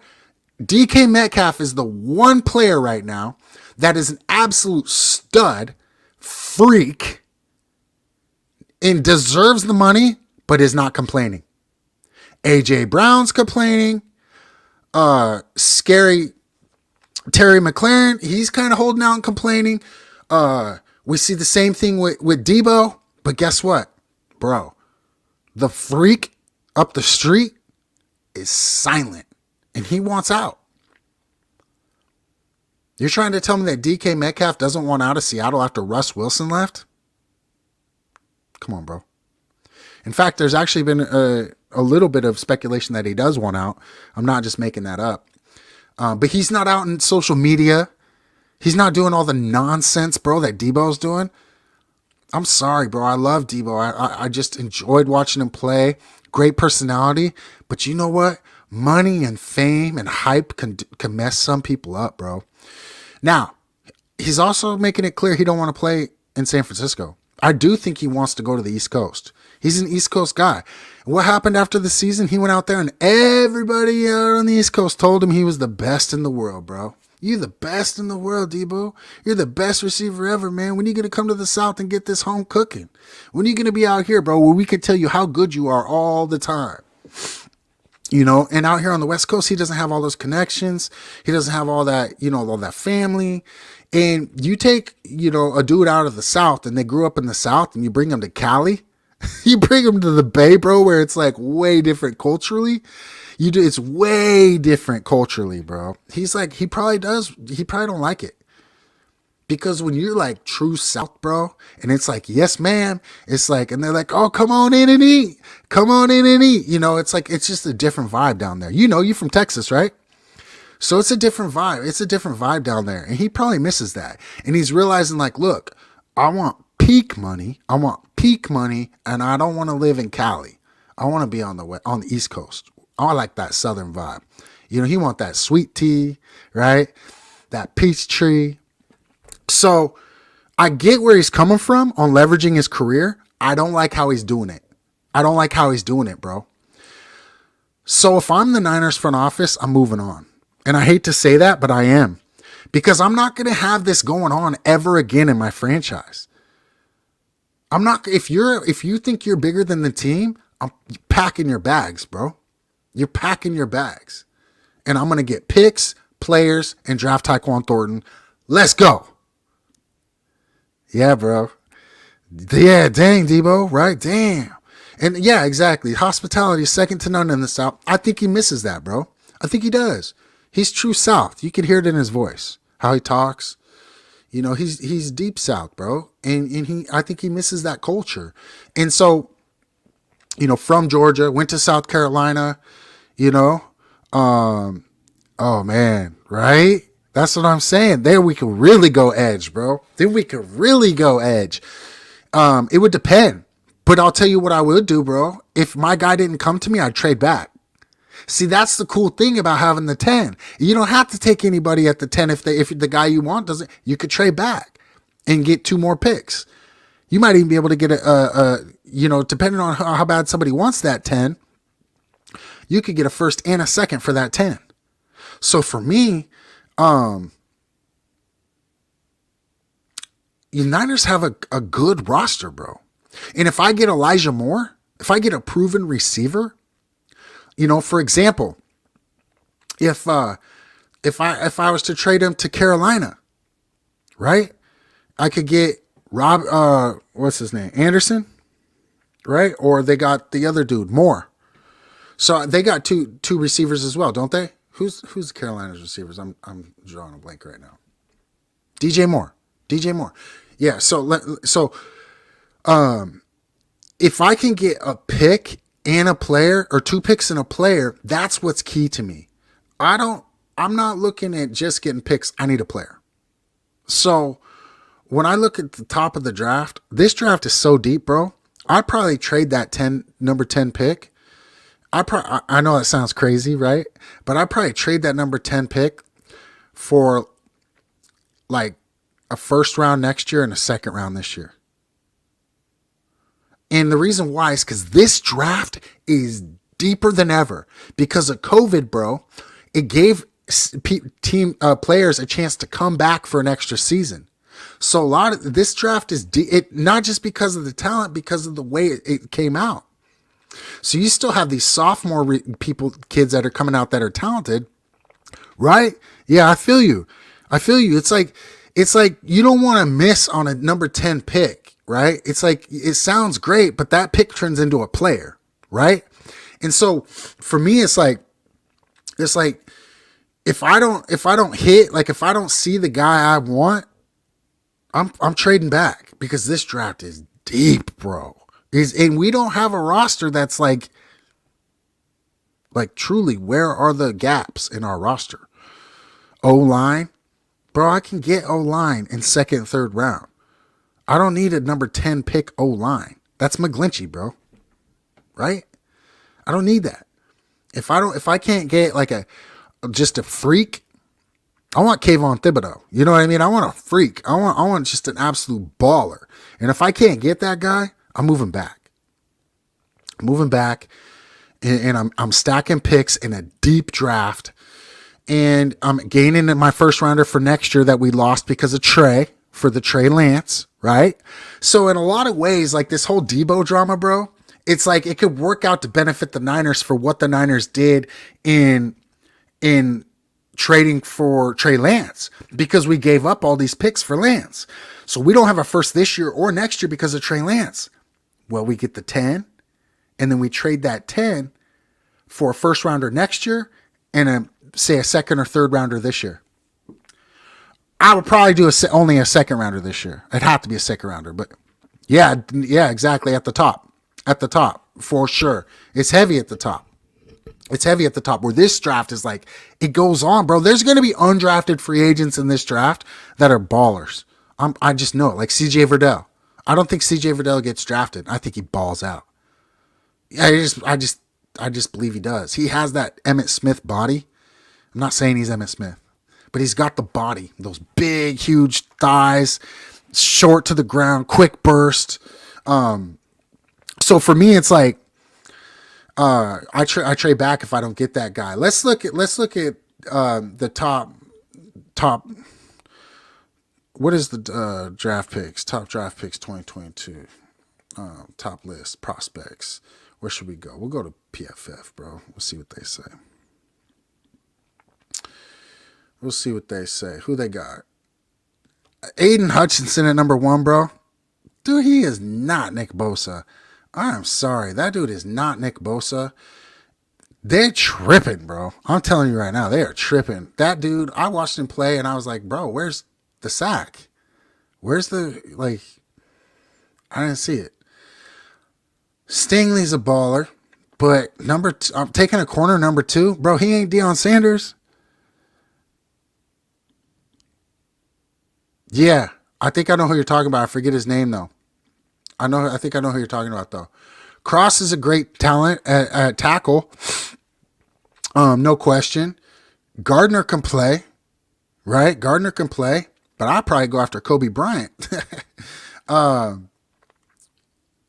I don't know about Iquanu. I don't know about him too much. But I hear he's good in the run game. But this dude I know, right here, bro, I'm telling you right now, if that guy fell to 10, the Niners with Thibodeau and Bosa,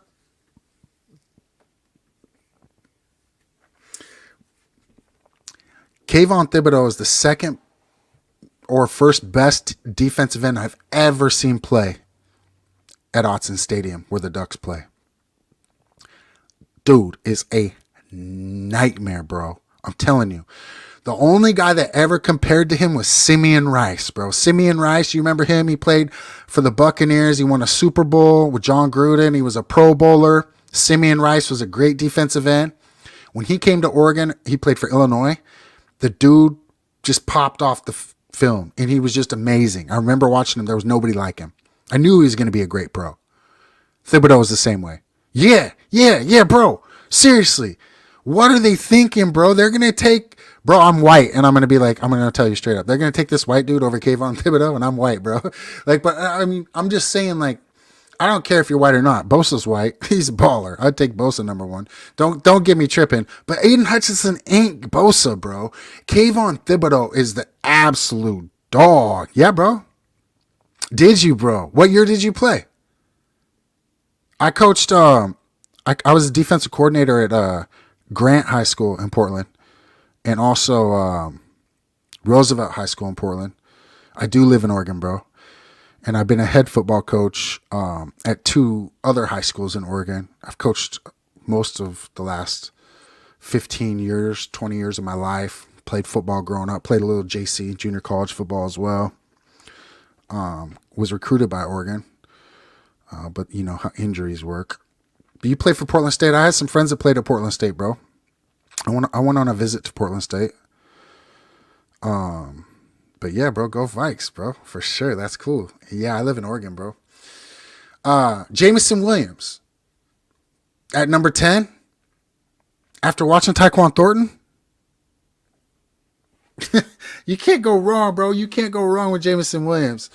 Great receiver. But after watching Tyquan Thornton, bro, I'm looking at these people like Karlaftis. Yeah, I don't know, bro. McDuffie, I'm not taking any of these dudes. You want to give me Trayvon Walker? If I can get Trayvon Walker at number 10, bro, let's go. Let's go. Oh, okay. You play with Sheed and Thomas. All right. So do you know Paris Penn, bro? Do you know Paris Penn?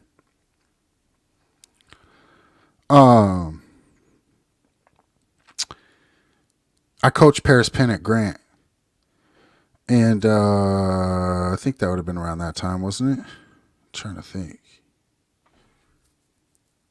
I think that would have been around that time, Paris Penn. Um, that's cool though, bro. That's really cool, man. That's good stuff. I almost played. I almost went up there. I almost went up there. I had a friend that played up there.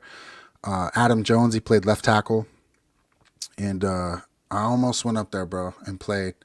Ultimately, injuries got to me, but I was recruited by them, recruited by Oregon, Hawaii.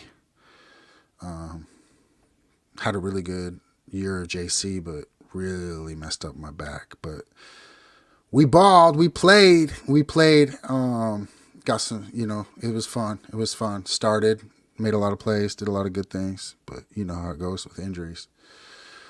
But yeah, bro. Okay, yeah, he was a quarterback. He was a quarterback, and he went to Grant. He went over there to Portland State. But so right here, bro, Trayvon Walker from Georgia at 10.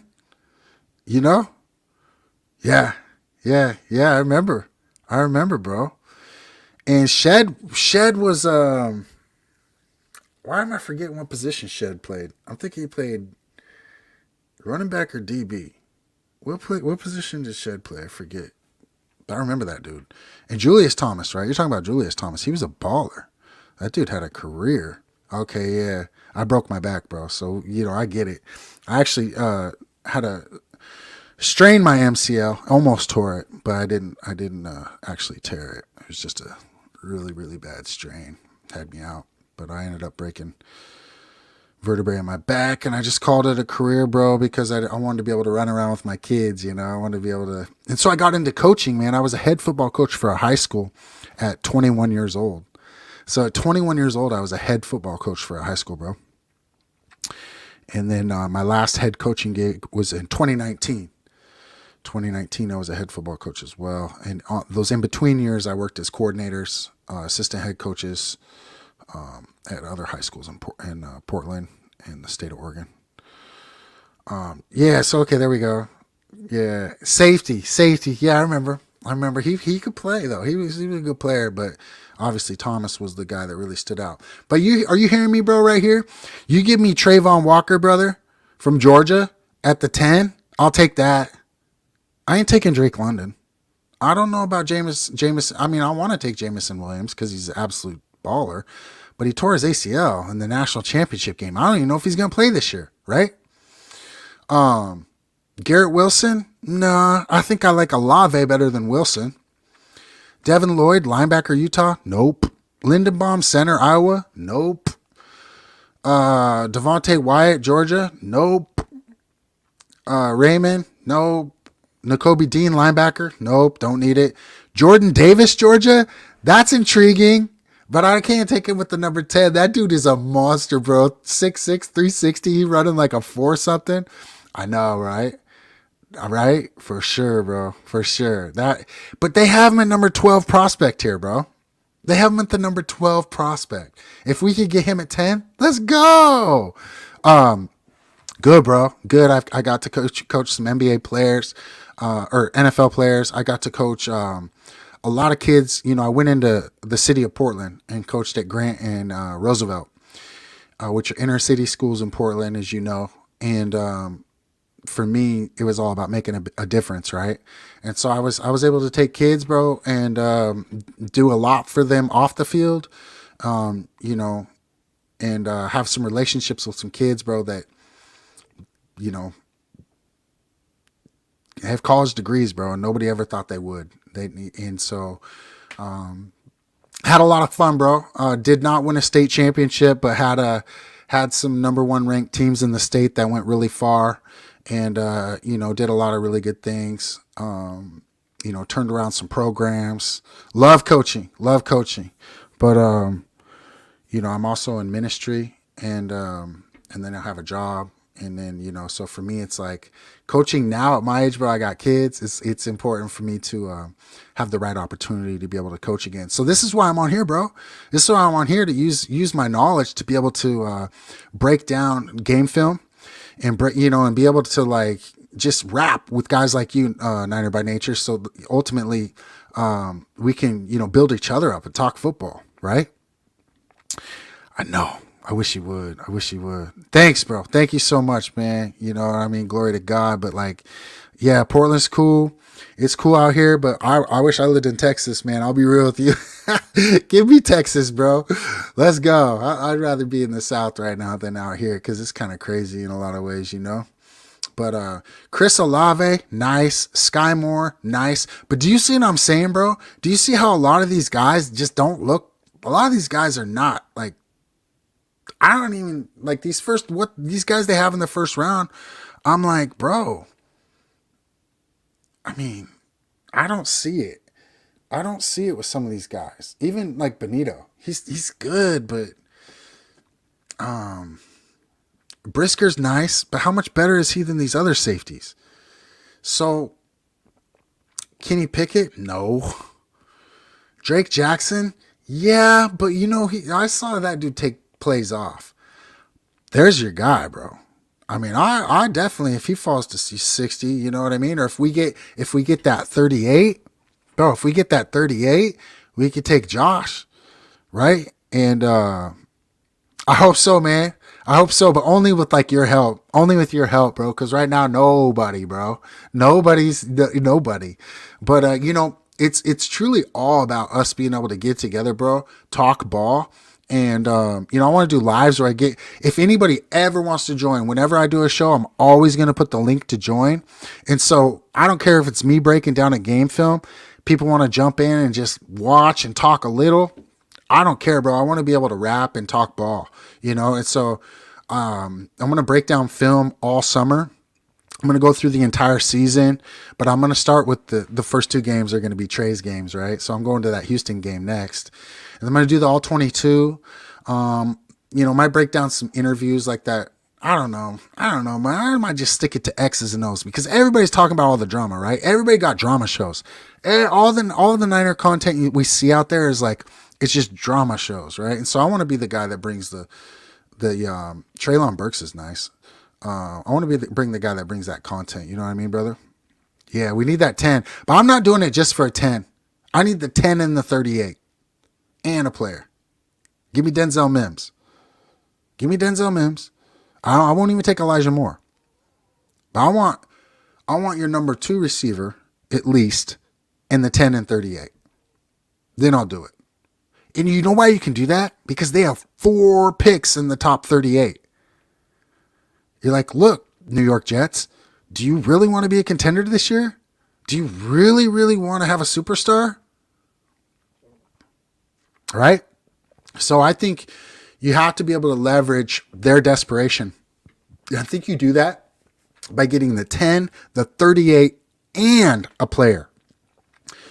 He doesn't have to come here and be the number 1, but if he's a top 3 receiver on our team, even a top 4 receiver on our team, let's go. Because that fills the void. And then we draft Tyquan Thornton. Let's get it. Yeah, bro. Exactly. If we can get past Shaw at 38, right? Dude. I mean, whew. Or we trade back that 10, right? We trade back the 10 and we get an earlier second round guy. Or a late first this year and a late first second next year. We can leverage these picks we get from them because the Niners are already prepared to pick without these picks, bro. You know what I mean? Yeah, stick to breaking down the gameplay after the game. That would be fire. No one is doing that, and we need that perspective. Awesome, brother. Well, if you ever want to join me, man, we'll do some of these together, bro. And hey, man, I just want to thank you for being here. I know it's really late where you're at. Same here. It's almost midnight, man. But thank you so much, bro, because it's been a lot of fun chopping it up with you, bro. I think that we've gained perspective on players, especially like a Tyquan Thornton. We saw some CJ Verdell. You got your boy Josh. I think there's a lot of talent late in this draft. I think the Niners are in good position. And I think ultimately we got to let Debo walk because we can't be dealing with that type of ego. And I love Debo, but it's no one player is bigger than the team. So, bro, thank you so much, Niner by nature, bro. You're the dude, bro. I really appreciate you. I see you in the other chats, bro, just tearing it up. You have great knowledge as well. And hopefully we can do a live some night, man. But thanks for watching this and thanks for joining me, bro, and interacting. And God bless you, bro. Have a good night.